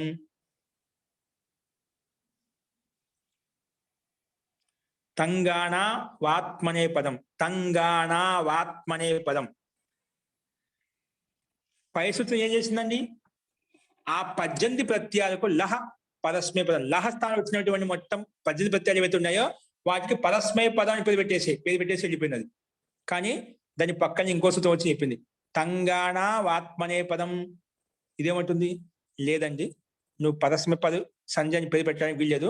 దాంట్లో మటుకు తా నుండి తంగ్ అంటే తా నుండి మొదలుకొని మహింగులం గా ఉందా, మహింగులం గా వరకు, తా నుండి మొదలుకొని మహింగులం గా వరకు వాటిని ఆత్మనే పదం పేరు పెట్టుకుంటానని చెప్పింది. ఏం చెప్పిందండి? తా నుండి మొదలుకొని గా మహింగ్. చూడండి చెప్పాను కదా, తా ఎక్కడ ఉంది? మొదటి 9 ప్రత్యయం వదిలిపెట్టి 10వ ప్రత్యయం చూడండి. తా ఆతాం ఝ కనిపిస్తుందా? తా ఆతాం ఝ. ఇక్కడ నుంచి మొదలుకొని తా నుండి మొదలుకొని తా ఆతాం ఝ. నెక్స్ట్ థాస్ ఆతాం ధ్వం. నెక్స్ట్ ఇట్ వహి మహింగ్. మహింగ్ ప్రత్యయం అంతిమంగా ఉందా? ఇక తా మొదటి అక్షరము మన ప్రత్యాహార నిర్మాణం చూస్తాం కదా, మహేశ్వర సూత్రాల ప్రత్యాహార నిర్మాణంలో ఆ ఈ ఉండ్లో ఆ మొదటి అక్షరము నా అంతిమ అక్షరం తీసుకుంటే అని ప్రత్యాహారం అయిపోయింది. అలాగే ఇక్కడ తా అనే మొదటి అక్షరం తీసుకున్నాము, మహింగ్లో ఉండే గకారం తీసుకున్నాం. అప్పుడు తాను గాను కలిపితే తంగ్ అయిపోయింది, తా గా కలిపితే తంగ్ అయిపోయింది. అంటే తా నుండి మొదలుకొని గాకి మధ్యలో ఏవైతే ప్రత్యయాలు ఉన్నాయో వాటిని తంగ్ అన్నాం. ఆ తంగులకు మటుకు ఆ తంగు ప్రత్యయం తా నుండి మొదలుకొని గకారం వరకు ఉన్నటువంటి ప్రత్యయాలు ఏవైతే ఉన్నాయో వాటికి నేను ఆత్మనే పదం అని పేరు పెట్టుకుంటాను అని చెప్పి ఇది వచ్చి చెప్పింది. పై సూత్రం వచ్చి అన్నిటికీ పరస్మై పదం పేరు పెట్టేసి అది పేరు పెట్టిపోయింది. కానీ లేదు, తా నుండి మొదలుకొని గా వరకు మధ్యలో ఎన్ని అయితే ప్రత్యయాలు ఉన్నాయో, ఎన్ని ఉన్నాయి? 9 ఉన్నాయి. తా ఆతాం ఝ 3, థాస్ ఆతాం ధ్వం ఇవి 3, ఇటు వహి మహిం ఇవి 3, మొత్తం 9 కదా. ఈ 9 ప్రత్యయాలకు ఆత్మనే పదం అని పేరు పెట్టుకుంటా అని చెప్పి ఈ సూత్రం చెప్పింది. అప్పుడు మిగిలినటువంటి ఎన్ని మిగిలినాయి? 9 మిగిలాయి కదా. అవి ఏంటివి? వాటికి ఏమని పేరు ఉంది? ఇదేమో తా నుండి మొదలుకొని గా వరకు ఉండే ప్రత్యయాలకు ఆత్మీయ పేరు పెట్టుకుంది. మిగిలినటువంటివి 9 ఉన్నాయి, వాటికి ఏమని పేరు? పరస్మై పదం. అది పరస్మై పదం చెప్పాల్సిన అవసరం ముందే పేరు పెట్టుకుందామట. ఆ పరస్మై పెట్టిన దాంట్లో 9 పట్టుకెళ్ళిపోయి ఈ సూత్రం వచ్చేసి లేదు, నేను మొత్తానికి పరస్మయ పదం పేరు పెట్టాను. దాంట్లో వరకు తా నుండి మొదలుకొని గా వరకు ఉండేటువంటి వాటికి నేను ఆత్మీయ పదం పేరు పెట్టుకుంటా అని చెప్పి ఆత్మీయ పదం పేరు పెట్టుకుంది. మిగిలినవి ఏవైతే ఉన్నాయో పరస్మయ పదాలు ఉన్నాయన్నమాట. అంటే 9 మాత్రం పరస్మయ పదాలు మిగిలిపోయాయి. ఎందుకంటే మిగిలిన 9 ఆత్మీయ పదాలుగా పేరు పెట్టి వేసుకున్నాం. ఆత్మీయ పదాన్ని పేరు పెట్టి వేసుకుంది. ఏదో తంగానా ఆత్మనే పదం వచ్చేసి. కాబట్టి ఈ సూత్రం చేత ఆత్మీయ పద సంజ్ఞా భవతి. రాసుకోండి. అనేన సూత్రేణ తంగానౌ ఆత్మనే పద సంజ్ఞకౌ భవతః. తంగ్ అంటే ఇక తత్పదార్థం కదా, తా నుండి మొదలుకొని గా వరకు వీటిని తంగ్ అంటాం. తంగ్ అనగానే తా ఆతాం ఝ, ఠాస్ ఆథాం ధ్వం, ఇట్ వహి మహింగ్, వీటిని తంగ్ ప్రత్యయాలు అంటాం. వాటికి ఆత్మీయపద సంజ్ఞ అని పేరు పెట్టుకునేది వచ్చి. ఓకే. అనేన సూత్రేణ ఈ సూత్రం చేత తంగానౌ ఆత్మనే పద సంజ్ఞకౌ భవతః. ఆత్మనే పద సంజ్ఞకౌ భవతః. మహాశయ, జీ తంగానవ్ అనే ద్వివచనంలో ఎందుకు చెప్తున్నారు? జీ ఉత్తమం. ఇక్కడ తంగ్ అని ఒక ప్రత్యయము, తంగ్ అని ఒకటి, తర్వాత ఆన ఉంది కదా, ఆన అంటే అక్కడ శత్రు శానత్ ప్రత్యయాలు మీకు చెప్పానా, ముందు చెప్పుకోవచ్చు. మన రచనావాది కోవచ్చు మీదంతా ఉన్నదా. శత్రు శానత్ ప్రత్యయాలకు కూడా ఇక్కడ ఆన అంటే శత్రు ప్రత్యయానికి శానత్ ప్రత్యయానికి ఆన వస్తుందండి. వాటిని ఆన శబ్దంతో చెప్పాడు. ఆన అంటే శత్రు శానత్ ప్రత్యయాలు కూడా ఆత్మీయ పదంలో వస్తాయని చెప్తున్నాడు. వాటి కూడా ఆత్మీయ పదం పేరు. శత్రు శానత్ ప్రత్యయాలకు కూడా ఏమని పేరు? ఆత్మీయ పదం పేరు. అది మనకు అవసరం లేదు కాబట్టి చెప్పలేను. తంగాన ఆనా శబ్దం ఉంది. ఆనాతో తాత్పర్యం అంటే ఆన అంటే దాని తాత్పర్యం శత్రు శానత్ ప్రత్యయాలు తీసుకున్నాడు. అందుకే 2 ప్రత్యయాలు, తంగు ప్రత్యయాలు 9, ఆన ప్రత్యయాలు 2. ఆ రెండింటి కలిపి సమూహంలో ఏకవచనం అన్నమాట. అన్నింటిలో 2 ఉన్నాయి. ఆత్మీయ పద సంజ్ఞకౌ భవతః అని చెప్పి. ధన్యవాదాలు. శత్రు శానత్ ప్రత్యయాలు. సరే, ఇప్పుడు తంగ్ అనే అర్థం కదా. తంగ్ అనగానే మనకి ఎన్ని ప్రత్యయాలు గుర్తురావాలి? మొత్తం 9 ప్రత్యయాలు గుర్తురావాలి. మామూలుగా తింగ్ అంటే తింగ్ అన్నాం అనుకోండి ఎవరన్నా. ఇప్పుడు మనకు టిప్ తస్ జీలో ఉండే టిప్ నుండి మొదలుకొని లాస్ట్ లో గా ఇక్కడ కలుపుకున్నాం అనుకోండి. తింగ్ అన్నాం అనుకోండి. తింగ్ అని ఎవరైనా చెప్పాను అనుకోండి, అప్పుడు మొత్తం 18 ప్రత్యయాలు వస్తాయి. పరస్మయ పదాలు ఆత్మపదం నుండి వస్తాయి. ఒక్కో చోట మనకి తింగ్ ప్రత్యయాలు అంటాం. సుప్ తింగంతం పదం వచ్చిందా? సుప్ తింగంతం పదం. ఇక తింగ్ అంటే టిప్ నుండి మొదలుకొని లాస్ట్ లో ఇంకా గా ఉంది కదా, మహింగ్లో గా, అది కలిపినాడు. టిప్ లో ఉండే మొదటి అక్షరము, మహింగ్లో ఉండే అంతిం గా, తింగ్ తింగ్ అయిపోయింది. అప్పుడు తింగ్ అనగానే తింగ్ ప్రత్యాహారం తీసుకోవాలి. మనం ఏ విధంగా అల్లు అనగానే అల్లు ప్రత్యాహారం తీసుకుంటాం కదా, తింగ్ అనే మొత్తం 18 ప్రత్యయాలు వచ్చాయి. అలాంటి తింగులు అన్నిటికీ సుప్తింగంతం పదం చేత పద సంజ్ఞ అని పేరు వచ్చేస్తుంది. ఏ సంజ్ఞ? పద సంజ్ఞ. సుప్ అంటే ఏంటి చెప్పాను. సు ఔట్ జస్, అవుట్ షస్. దాంట్లో సు మొదలుకొని సు ప్రత్యయం కదా మొట్టమొదటి, అది లాస్ట్ లో ఈ ఓ సుప్, అంతిమక్షరం పా. సు మొదటి అక్షరం సు, అంతిమక్షరం పా కలిపితే ఆ సుకి పాకి మధ్యలో ఉండి 21 ప్రత్యయాలను సుప్ ప్రత్యయంతో చెప్తాం. సుప్ అనగానే 21 ప్రత్యయాలను సుప్ అంటాము. తింగ్ అనగానే 18 ప్రత్యయాలను తింగ్ అంటాం. ఆ సుప్పులకు ఆ తింగులకు పద సంజ్ఞ అవుతుంది. సుప్ తింగంతం, సుప్పం సుబంతం తింగంతం పద సంజ్ఞకం భవతి. సుప్పులకు ఆ తింగులకు అంటే ఈ 21 ప్రత్యయాలకు, తింగ్ అంటే ఈ లకాలలో వచ్చే 18 ప్రత్యయాలకు మొత్తానికి పద సంజ్ఞ భవతి. పదాన్ని పేరు వచ్చేస్తుంది. అంటే ఈ సుప్రత్యయాల్లోంచి 21 ప్రత్యయాలు ఏ ప్రత్యయం వచ్చినా అంతిమంలో దాన్ని సుబంతం అంటాము. ఈ తింగ్ ప్రత్యయాలు, ఈ తింగ్ అంటే 18 ప్రత్యయాల నుంచి ఏ ప్రత్యయం అంతిమం ఉన్నా ఆ మొత్తాన్ని తింగ్ ప్రత్యయం అంటాం. అంటే తింగంత ప్రత్యయం అంటాం. అటువంటి తింగంత ప్రత్యయాలకే పద సంజ్ఞ అని పేరు పెట్టుకుంటాము. అస్తు ఇక్కడ మనకు ప్రసంగాన్ని బట్టి చెప్పాను. ఇక్కడ తింగ్ అంటేగానే 18 ప్రత్యయాలు తీసుకోవాలి. తంగ్ అనగానే కేవలం 9 ప్రత్యయాలు తీసుకోవాలి. ఆత్మీయ పద ప్రత్యయాలు మాత్రం తీసుకోవాలి. అర్థమైందా? తింగ్ అన్నప్పుడు ఆటోమేటిక్ మొత్తం వచ్చేస్తాయి. కానీ ఓన్లీ తంగ్ అంటే కేవలం తా తాం జ నుండి మొదలుకొని ఆత్మనే పదంలో వచ్చేటువంటి ప్రత్యయాలు మాత్రమే 9 తీసుకోవాలి. అస్తు ఇప్పుడు అర్థమైంది అనుకుంటా. పైన వచ్చి మొత్తానికి పరస్మయ పదం పేరు పెట్టగానే లేదు, తాండు మొదలుకొని గా వరకు ఉండేటువంటి ప్రత్యయాలను 9 ప్రత్యయాలు నేను ఆత్మీయ పదం అని పేరు పెట్టుకుంటా అని చెప్పి పేరు పెట్టుకుంది. అప్పుడు మిగిలినటువంటివి ఆ 9 ఏవైతే ఉన్నాయో వాటికి ఆల్రెడీ పేరు పెట్టుకునే పరస్మయ పదాన్ని ఉండిపోయాయి. అందుకే కింది సూత్రం వచ్చేసింది. శేషాత్ కర్తరీ పదస్మై పదం రాసుకుని. శేషం అంటే మిగిలినటివి. ఇది వచ్చి 9కేమో ఆత్మీయపదం పేరు పెట్టుకుంది. మిగిలినవి ఏంటివి? ఇంకా 9 కదా. ఆ 9 పరస్మయ పద సంజకాలుగా ఉండిపోతాయి. ఆల్రెడీ పేరు పెట్టుకుని అన్నిటికీ పేరు పెట్టుకున్నాం. దాంట్లో 9కి డివైడ్ అయిపోయాయి. ఆత్మీయపదం పేరు పెట్టుకున్నాయి. మిగిలిన 9 ఏమున్నాయి? పరస్మయ పద సంజకాలు అలాగే ఉంటాయి. అందుకే మిగిలినవి ఏవైతున్నాయో శేషాత్ కర్తరి పరస్మయ పదం రాసుకోండి. శేషాత్ కర్తరి పరస్మై పదం. శేషాత్ కర్తరి పరస్మై పదం. శేషం అంటే అర్థమైంది కదా. మిగిలినవి ఏ మిగిలి 18 ప్రత్యయాలకు మనం పేరు పెట్టుకోగా, ఆత్మీయపదం పేరు పెట్టుకోగా మిగిలిన వాటిని శేషం అన్నాము. అంటే శేషం అంటే మిగిలిన వాటి. ఆ మిగిలిన వాటికి పరస్మై పదం అని పేరు ఆల్రెడీ పెట్టుకున్నాం. పరస్మై పదం భవతి అని. ఓకే, రాసుకొని చెప్తాను. శేషాత్ కర్తరి పరస్మై పదం. మిగిలినవి ఏవైతే ఉన్నాయో ఆ మిగిలిన పరస్మయ పద ప్రత్యయాలు ఏవైతే ఉన్నాయో అవి కర్తరి భవంతి, కర్తలు వస్తాయి. ఏమొస్తాయి? కర్తరి భవంతి. శేషాత్ కర్తరి పరస్మయ పదం రాసుకోండి. శేషాత్ కర్తరి పరస్మై పదం. ఇది సూత్రం అండి, మొత్తం సూత్రం. అనేన సూత్రేణ శేషాత్ అంటే మిగిలినటువంటి. కర్తరి వాచ్యే పరస్మయ పదం భవతి. కర్తార్థంలో పరస్మయ పదం భవతి అని చెప్పేసింది. కర్తరి వాచ్యే పరస్మయ పదం భవతి. అనేన సూత్రేణ శేషాత్ కర్తరి వాచ్యే పరస్మై పదం భవతి.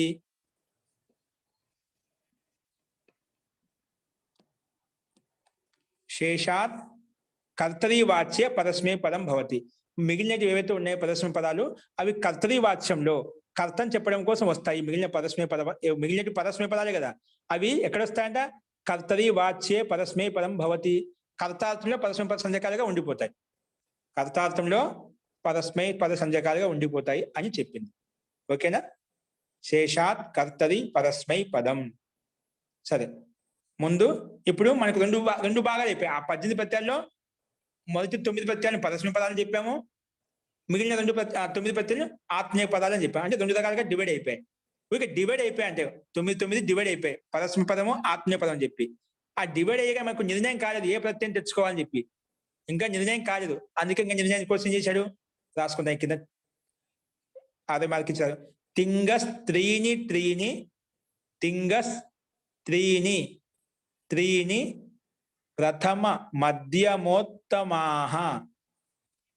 మనం ఈ రోజు ప్రథమ పురుషము, మధ్యమ పురుషం, ఉత్తమ చెప్పుకుంటాం.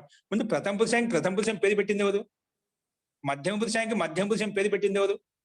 ఉత్తమ పురుషం అంటున్న రోజు ఆ ఉత్తమ పురుషం పేరు పెట్టింది ఎవరు? ఈ సూత్రమే.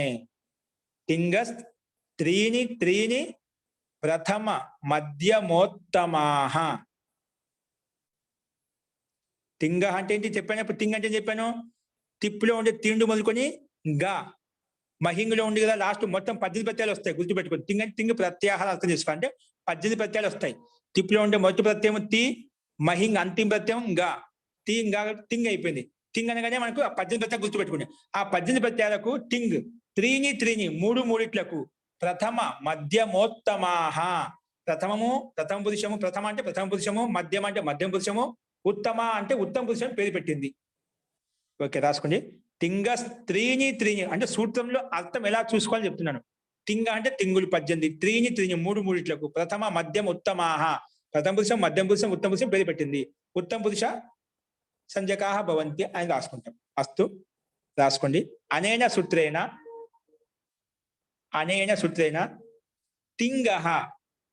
తింగ అంటే ఏమిటి చెప్పాను. ఇప్పుడు 18 ప్రత్యయాలు.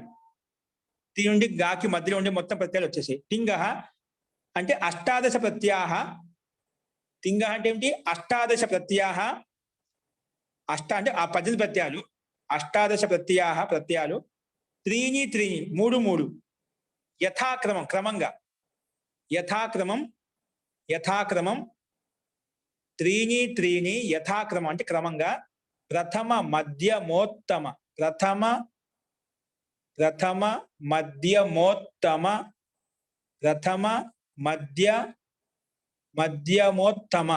ఇక సంధి చేసాడు. ప్రథమ మధ్యమ ఉత్తమ, మధ్యమ ప్లస్ ఉత్తమ, మధ్యమ ప్లస్ ఉత్తమ సంధి అయిపోయింది, ఊ అయిపోయింది. ప్రథమ మధ్యమోత్తమ సంజకాహ భవంతి. ప్రథమ మధ్యమోత్తమ సంజకాహ భవంతి. మధ్యమలో మాలో ఆ ఉంది, ఉత్తమాలో ఊ ఉంది, ఆవు కలిసి ఊ అయిపోయింది, సంధి అయిపోయింది. ఆద్గుణ గుణ సంధి అయిపోయింది. ప్రథమ మధ్యమోత్తమ సంజకాహ భవంతి. అర్థమైందా? ఇదేం చేసింది? దీని తాత్పర్యం చెప్తున్నా వినండి. ఇది తింగులకు అష్టాదశ ప్రత్యయాలకు 3 క్రమంగా ఏమున్నాయి మనకు? పరస్పర పదాలు ఏమున్నాయి? తిప్ తస్ జీ, ఈ 3 కదా క్రమంగా. ఆ 3 ప్రథమ పురుషం పెట్టేసింది. తర్వాత 3 క్రమంగా తర్వాత 3 ఏమున్నాయి? సిప్ తస్ థ, ఆ 3 మధ్యమాన్ని పెట్టేసింది. తర్వాత మిప్ వస్ మస్, ఆ 3 ఉత్తమ పురుషం పేరు పెట్టేసింది. అట్లా క్రమం 3 ప్రథమ, 3 మళ్ళీ మధ్యమ, మళ్ళీ 3 ఉత్తమ అని పేరు పెట్టేసింది. సరేనా? ఈ సూత్రం ద్వారానే మనం, ఈ సూత్రం వచ్చి పేరు చెప్పింది కాబట్టి దీన్ని ప్రథమ పురుషము, మధ్యమ పురుషము, ఉత్తమ పురుషము ఉచ్చరించుకుంటూ ఉన్నాం, పలుకుతూ ఉన్నాం. ఈ సూత్రాన్ని బట్టి వచ్చిందాం అంటారు. అర్థమైందా? మనం ధాతునకు ధాతుని ఎలా చెప్పుకున్నాం? భూవాద ధాతవ అనే సూత్రం ఉంది కాబట్టి చెప్పుకున్నాం. ప్రత్యయం పేరు పెట్టింది ఎవరు? ప్రత్యయ. అలాగా ఇక్కడ ప్రథమ పురుషం అంటున్నా, ఎవరు పేరు పెట్టిందంటే తింగస్ త్రీని ప్రథమ మధ్యమోత్తమాహ అనే సూత్రం వచ్చేసి మనకు ప్రథమ పురుషం, మధ్యమ పురుషం, ఉత్తమ పురుషం పేరు పెట్టింది కాబట్టి దాన్ని ఆ రకంగా చెప్పుకుంటున్నాం. ఓకే, ఇది వచ్చేసి ఒక విభాగం చేసి వెళ్ళిపోయింది. ఏం చేసింది అంటే మొత్తం తింగుల మొత్తానికి. అదేవిధంగా ఆత్మీయపంలో తా ఆథాం జ 3 మళ్ళీ ప్రథమ పురుషం, మళ్ళీ థాస్ ఆథాం ధ్వ మళ్ళీ 3 మధ్యమ పురుషం, మళ్ళీ ఇటు వహి మహి అట్లా 3 ఉత్తమ పురుషం. పరస్మయ పదాలకు ఆత్మీయ పదాలకు మొత్తం 18 ప్రత్యయాలకు క్రమంగా ప్రథమ పురుషం, మధ్యమ పురుషం, ఉత్తమ పురుషం పేరు పెట్టింది. ఓకేనా? అన్నిటికీ పెట్టిపోయింది. కానీ పేరు పెట్టిన తర్వాత మనకి ఏం తెచ్చుకోవాలి? ఊరికే పేరు పెట్టుకున్నా బాగా, ప్రథమ పురుషం, మధ్యమ పురుషం అంటే ఉత్తమ పురుషం చెప్పాం. కానీ మనకి ఏ పురుషం వస్తుంది ఎలా తెలుస్తుందండి? అందుకే శేషే ప్రథమ, శేషే ప్రథమ, శేషే ప్రథమ. శేషం అంటే ఏమిటండి చెప్పాం కదా. ఆత్మనేపద సంజని పేరు పెట్టగా మిగిలినటువంటివి వాటిని శేషం అంట కదా. అలాంటి శేష ప్రత్యయాలు ఏవైతే ఉన్నాయో ఆ శేష ప్రత్యయాలు ప్రథమ అని చెప్పాడు. శేషం అనగానే మనకేం గుర్తుకొస్తుంది? తంగాణ ఆత్మనేపదం అనే సూత్రం వచ్చి ఆత్మనేపదం పేరు పెట్టుకోగా మిగిలినటువంటి 9 పరస్మయ పదాలు. ఆ పరస్మయ పదాల్లో శేషం అంటే పరస్మయ పదాలు మొత్తం వచ్చాయి, 9 ప్రత్యయాలు మొత్తం వచ్చాయి. దాంట్లో ఏదంట శేష ప్రథమ. నువ్వు ఎవరికైతే శేషం అని చెప్పావో ఆ శేషంలో ప్రథమ అంటే ప్రథమ పురుషం వస్తుంది అని చెప్పింది. శేషం అంటే మనకు 9 ప్రత్యయాలు శేషం అని చెప్పాం మొత్తానికి. ఆ శేషంలో కూడా ఎవరు? మనకు 3 పురుషాలు ఉన్నాయి. ప్రథమ పురుషం ఉంది, మధ్యమ పురుషం ఉంది, ఉత్తమ పురుషం ఉంది. ఆ శేషంలో ఎవరు వస్తారంటే శేషే ప్రథమ, శేషే ప్రథమ. పోయి శేషంలో కూడా ఆ 9 ప్రత్యయాలను చూడి ప్రథమ పురుషం తెచ్చుకో అని ఈ సూత్రం వచ్చి చెప్పింది. అందుకే రాసుకుని శేషే ప్రథమ. ఏమంటుంది? అనేన మధ్యమ ఉత్తమ విషయాద్ అన్యః శేష. శేషం అంటే చెప్తున్నాడు మధ్యమ పురుషం కాకుండా, ఉత్తమ పురుషం కాకుండా మిగిలిన ఏదైతే ఉందో దాన్ని శేషం అంటాము.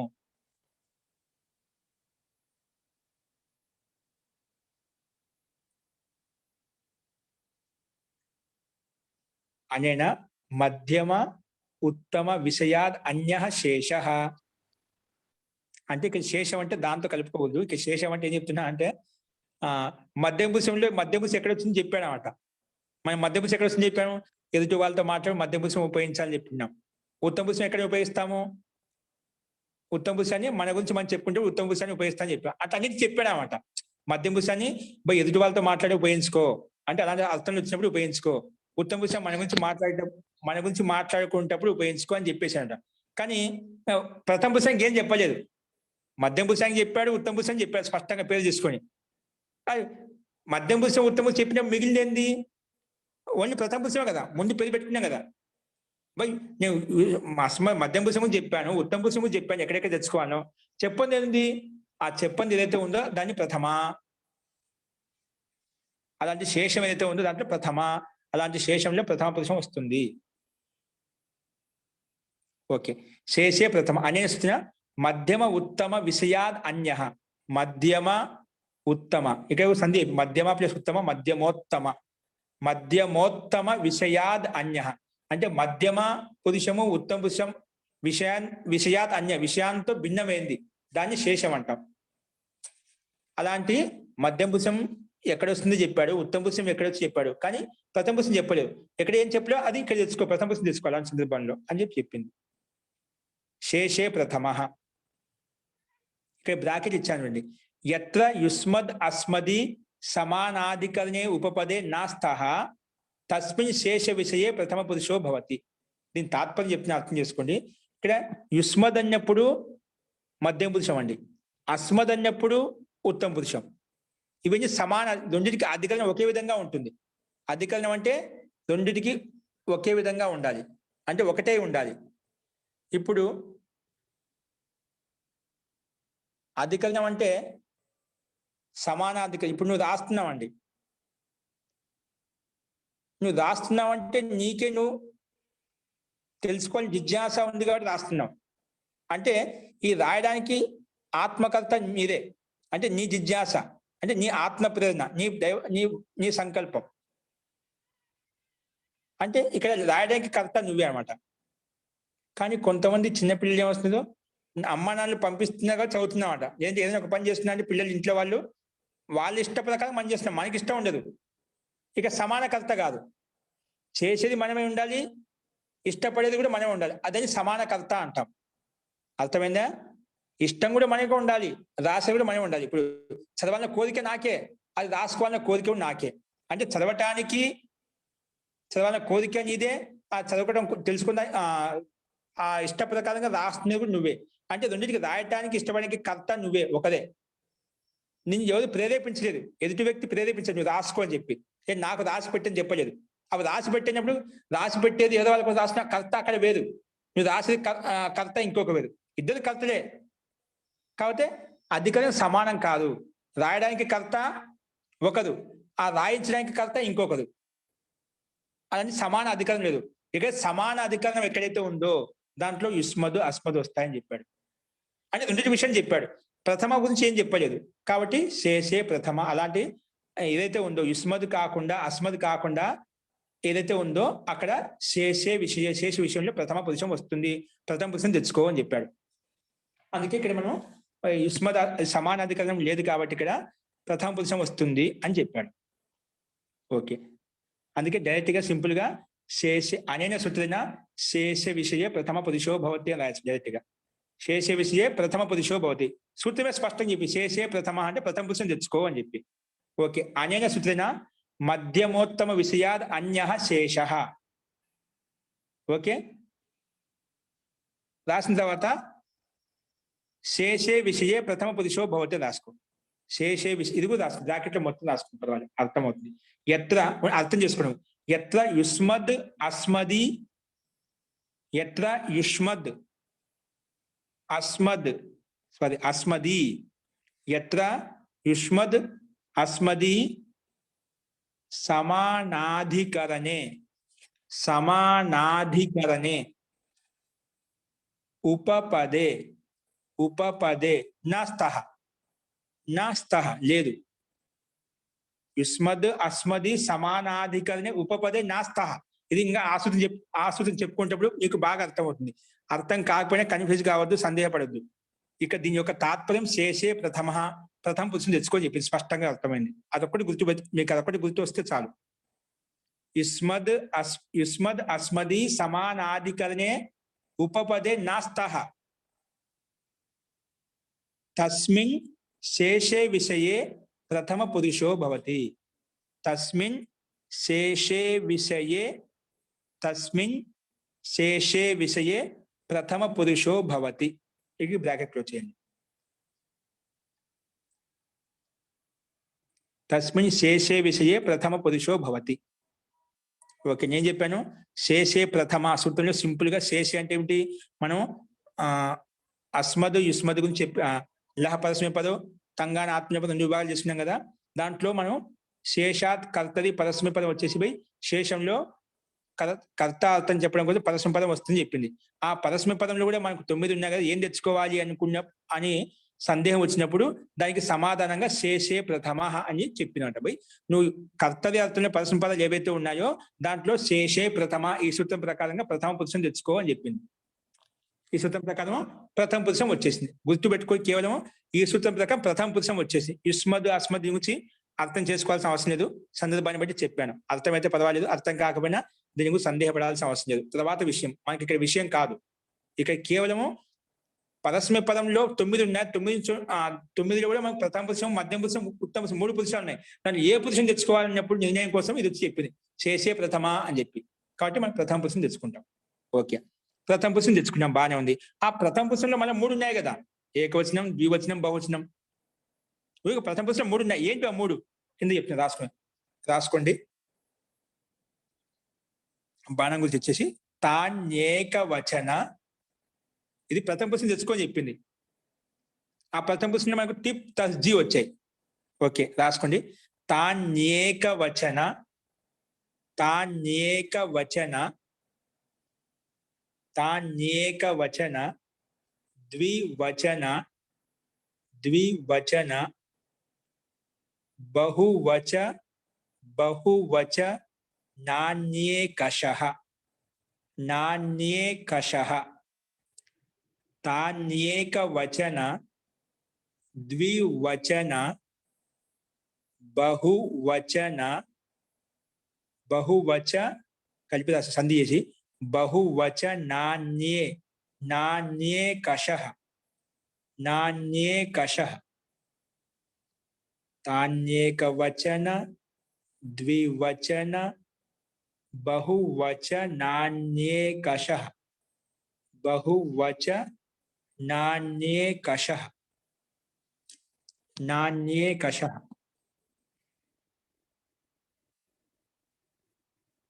ఇదేమంటుంది ఒకసారి చెప్తాను.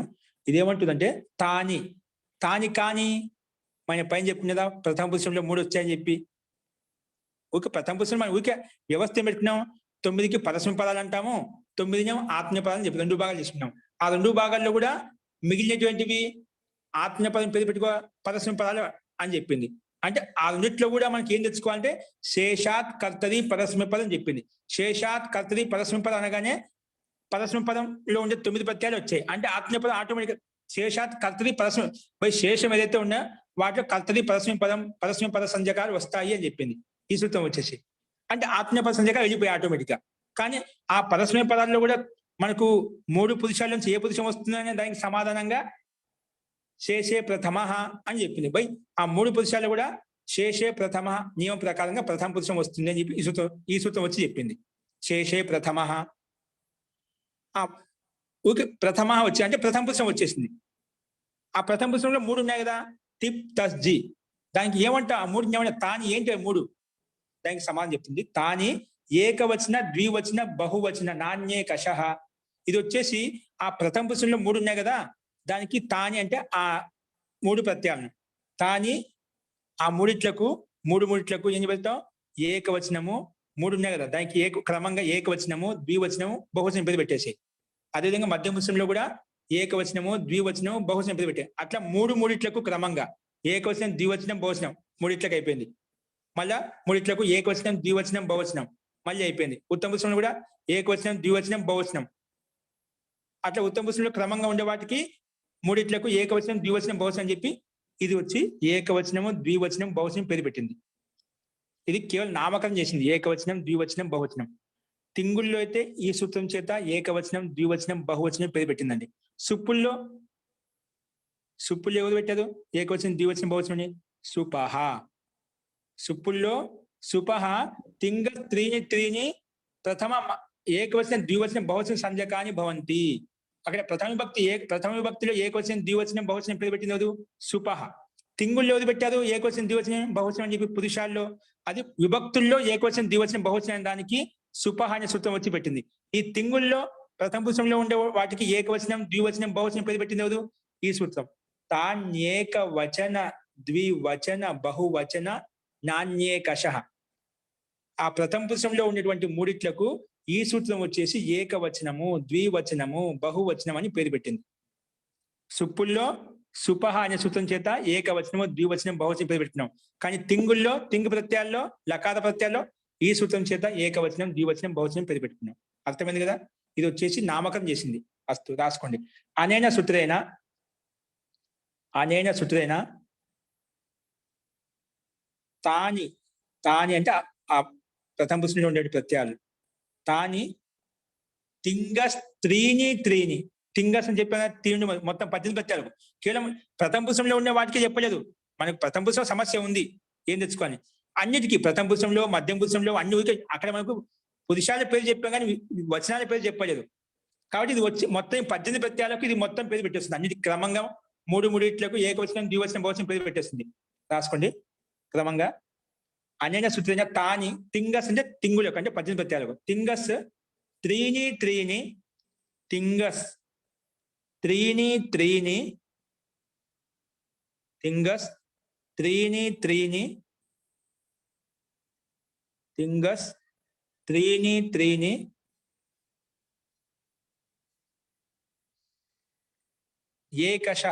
ఏకశ అంటే ఈజ్ఈక్వల్ టు రాసుకుంది. దాన్ని విడిదిశాను. ఏకశ అంటే ఏకైకం పదం.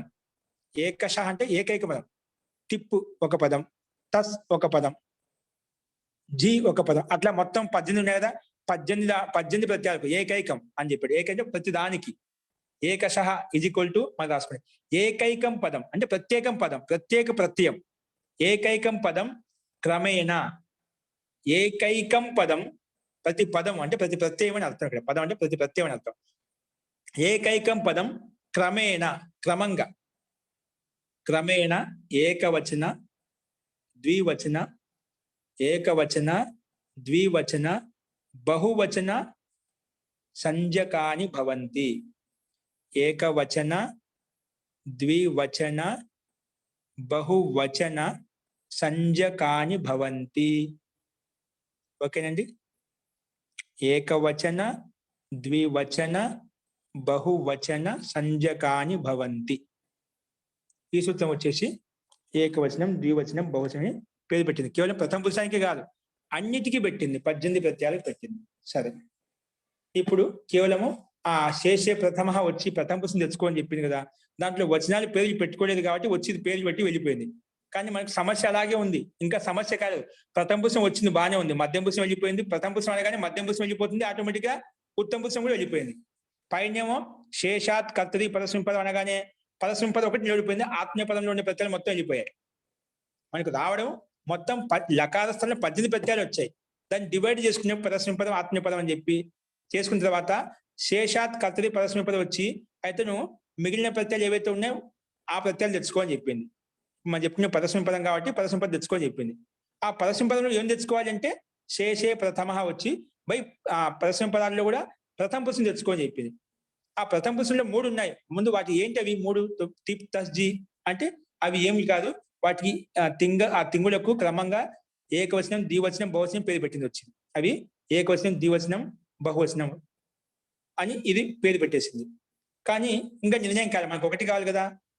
ఊరికి ఏకవచనం ద్వివచనం బహువచనం పేరు పెట్టుకున్నాం. అప్పుడు మళ్ళీ దాంట్లో ఏమి కావాలి, ఒకటే కావాలి కాబట్టి దానికి సమాధానంగా మనం అక్కడ సుప్పుల్లో రాసిన సూత్రం ఇక్కడ వచ్చింది. మళ్ళా అత్ర ద్వేకయోర్ ద్వివచనైక వచనే. ద్వేకయోర్ ద్వివచనైక వచనే. ఇదేమంటుందో ఒకసారి వినండి. అక్కడ మనం చెప్పుకున్నట్టుగా సుప్పులు చెప్పాం కదా, ఇది సూత్రం. నీకు ఏకవచన వివక్ష ఉంటే ఏకవచనం తెచ్చుకో, ద్వివచన వివక్ష ఉంటే ద్వివచన ప్రత్యయం తెచ్చుకో అని చెప్పిందామంట. అక్కడ ఇది వచ్చింది, ఇది కూడా ఇదే వచ్చింది. ఏకవచనం ద్వివచనం పేరు పెట్టిన తర్వాత మన ప్రథమ పురుషంలో నీకు ఏది కావాలంటే ఒకటి కావాలంటే ఏకవచనం, 2 కావాలి ద్వివచనం. అక్కడ క్రమంగా ఇచ్చాం కదా. ఇది ఏకవచనం ద్వివచనం బహుశా స్పష్టంగా చెప్పాం కదా.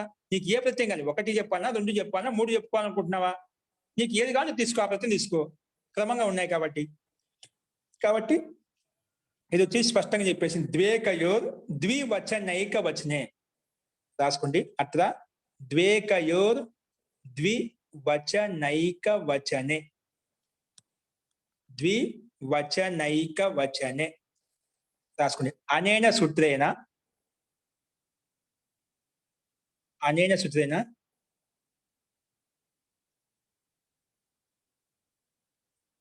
ఏకత్వే వివక్షితే ఏకవచన ప్రత్యయ. అనేన సూత్రేణ ద్విత్వే వివక్షితే రాసుకోండి. అనేన సూత్రేణ ద్విత్వే వివక్షితే ద్వివచనం. అనేన సూత్రేణ ద్విత్వే వివక్షితే ద్వివచనం. ద్విత్వే వివక్షితే ద్వివచనం ఏకత్వే వివక్షితే ఏకవచనం చ భవతి.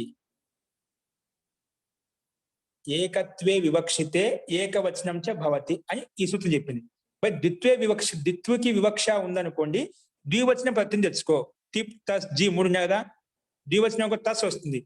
మరి ఏకత్వ వివక్ష ఉందనుకోండి, ఏకత్వ వివక్షితే ఏకవచనం చ భవతి. ఇంకా ఏకవచనం వివక్ష అంటే ఏకవచనం వస్తుంది, ఏకవచనం తిప్పు తెచ్చుకో. కానీ ఒక ఏకవచనం కాదు, ద్వివచనం కాదు, బహువచనం వివక్ష ఉందనుకోండి, అక్కడ జస్ట్ తిప్ తస్ జీ తెచ్చుకో. అది నువ్వు తీసుకునే దాన్ని బట్టి ఉంటుంది, ఏ వచనం తీసుకుంటున్నావు, ఏ వచనం తీసుకుంటావు. కాబట్టి మనకి ఇక్కడ ఏకవచనం వివక్ష ఉంది కాబట్టి మనకి ఈ అత్ర ఏకవచనం ఆవశ్యకం. అతః కింద రాసుకోండి, అత్ర ఏకవచనం ఆవశ్యకం. అంటే ఏకవచనం వివక్ష ఉంది, ఒకే ప్రత్యయం కాదు. ప్రథమ పురుషం ఏకవచనం కదా, అచైషీత్ అనేది ప్రథమ పురుషం ఏకవచనం ఉంది కాబట్టి ఏకవచనం ప్రత్యయం వస్తుంది. అత్ర ఏకవచనం ఆవశ్యకం. అతః అంటే అందువలనే ఏకవచన తిప్ ప్రత్యయ భవతి. ఏకవచనంలో తిప్ ప్రత్యయం వచ్చింది. అత్ర ఏకవచనం ఆవశ్యకం. ఏకవచనం ఆవశ్యకం. అతః అందువలనే ఏకవచన తిప్ ప్రత్యయ భవతి. ఏకవచన తిప్ ప్రత్యయ భవతి. సరే, నువ్వు ఏకవచనం 18 నుంచి తిప్పు తీసుకొచ్చావు. అసలు తిప్పు ఏంటి ముందు? దీనికి తిప్పు ప్రత్యయం అంటున్నావు. తిప్పుకు ప్రత్యయానికి ప్రత్యయం పేరు పెట్టింది ఎవరు? మళ్ళా అదే సూత్రం వచ్చింది, ప్రత్యయ. ఇవన్నీ కేవలం ధాతుక అధికారం నుంచి ప్రత్యయాలు, ప్రత్యయ సూత్రం మొదలుకొని మొత్తం పంచమాధ్యాయం లాస్ట్ వరకు ఇవన్నీ ప్రత్యయాలు అంటాను, ప్రత్యయాలు అని చెప్తాము. తిప్ అనే దానికి ప్రత్యయం అంటాము అని చెప్పి సూత్రం చెప్పింది. ప్రత్యయ అనే సూత్రం వచ్చేసి అనేనా తిప్ ఇత్యస్య ప్రత్యయ సంజ్ఞా భవతి. తిప్ అనేది ఒక ప్రత్యయము, దీన్ని ప్రత్యయం అంటాము. సరే, ప్రత్యయం పేరు పెట్టావు, బాగానే ఉంది. ఈ ప్రత్యయం ఎక్కడ కూర్చుంటుంది? పరశ్చ. నువ్వు ఎవరికైతే ప్రత్యయం పేరు పెట్టావో, తిప్పుకు ప్రత్యయం అంటున్నావు కదా, ఆ ప్రత్యయం ఎక్కడ కూర్చోబెట్టాలి? ధాతు పరే భవతి. ధాతుకి పక్కన వస్తుంది. ఎక్కడ వస్తుందంట? ధాతుకి పక్కనే పట్టుకో అని చెప్పేసి పక్కనే వచ్చి కూర్చుంటుంది. ఇక్కడ మనకి ఈ సూత్రాలు రెండు అవసరం లేదండి. ఎందుకు? మనం లకార స్థానం డైరెక్ట్ తెచ్చుకుంటున్నాం. లకార స్థానం ఇవన్నీ వచ్చాయి. లకార స్థానం 18 ప్రత్యయాలు వచ్చాయి కాబట్టి ఈ ప్రత్యయ పరష్ట అవసరం లేదు ఇక్కడ. ఓకేనా? అతను ఏకవచనం వివక్ష అస్తి కాబట్టి ఏకవచనం టిప్ ప్రత్యయం వచ్చింది. ఎక్కడ వచ్చింది? లా స్థానంలో వచ్చింది. లకార స్థానంలో సమస్య మనకు. లా స్థానంలో 18 ప్రత్యయాలు పరిగెత్తుకుంటూ వచ్చాయి. ఆ లా తీసేసి లకార స్థానంలో మనం ఇప్పుడు ఏం పెట్టుకుంటాం? టిప్ పెట్టుకుంటాం. ఏం పెట్టుకుంటామండి? టిప్. అర్థమైందా? ఇప్పుడు ఈ ప్రక్రియ మొత్తము మనము లస్య చి స్ ల ఈ స్థితిలో లకార స్థానంలో మనము అధికారంలోకి ప్రత్యయం తీసుకుంటే మొత్తం 18 ప్రత్యయాలు వచ్చాయి. ఆ 18 ప్రత్యయాలు మనకు ఒకటే కావాలి. ఆ ఒకటి కావాలి ఏం చేయాలి? దానికి ప్రక్రియ మొత్తం చెప్పుకుంటూ వచ్చాం. ఆ రకంగా చెప్పుకుంటూ వచ్చేసరికి లాస్ట్ లో ఆ లకార స్థానం వచ్చింది, తిప్ ప్రత్యయం వచ్చింది. ఏకవచనంలో ఏమొచ్చిందండి?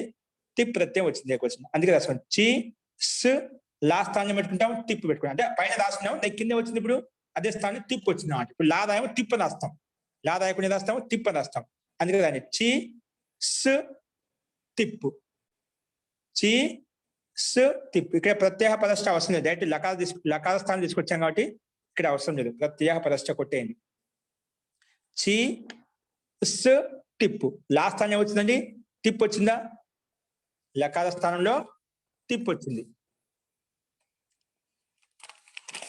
ఓకే అండి, లకార స్థానంలో తిప్పు వచ్చింది.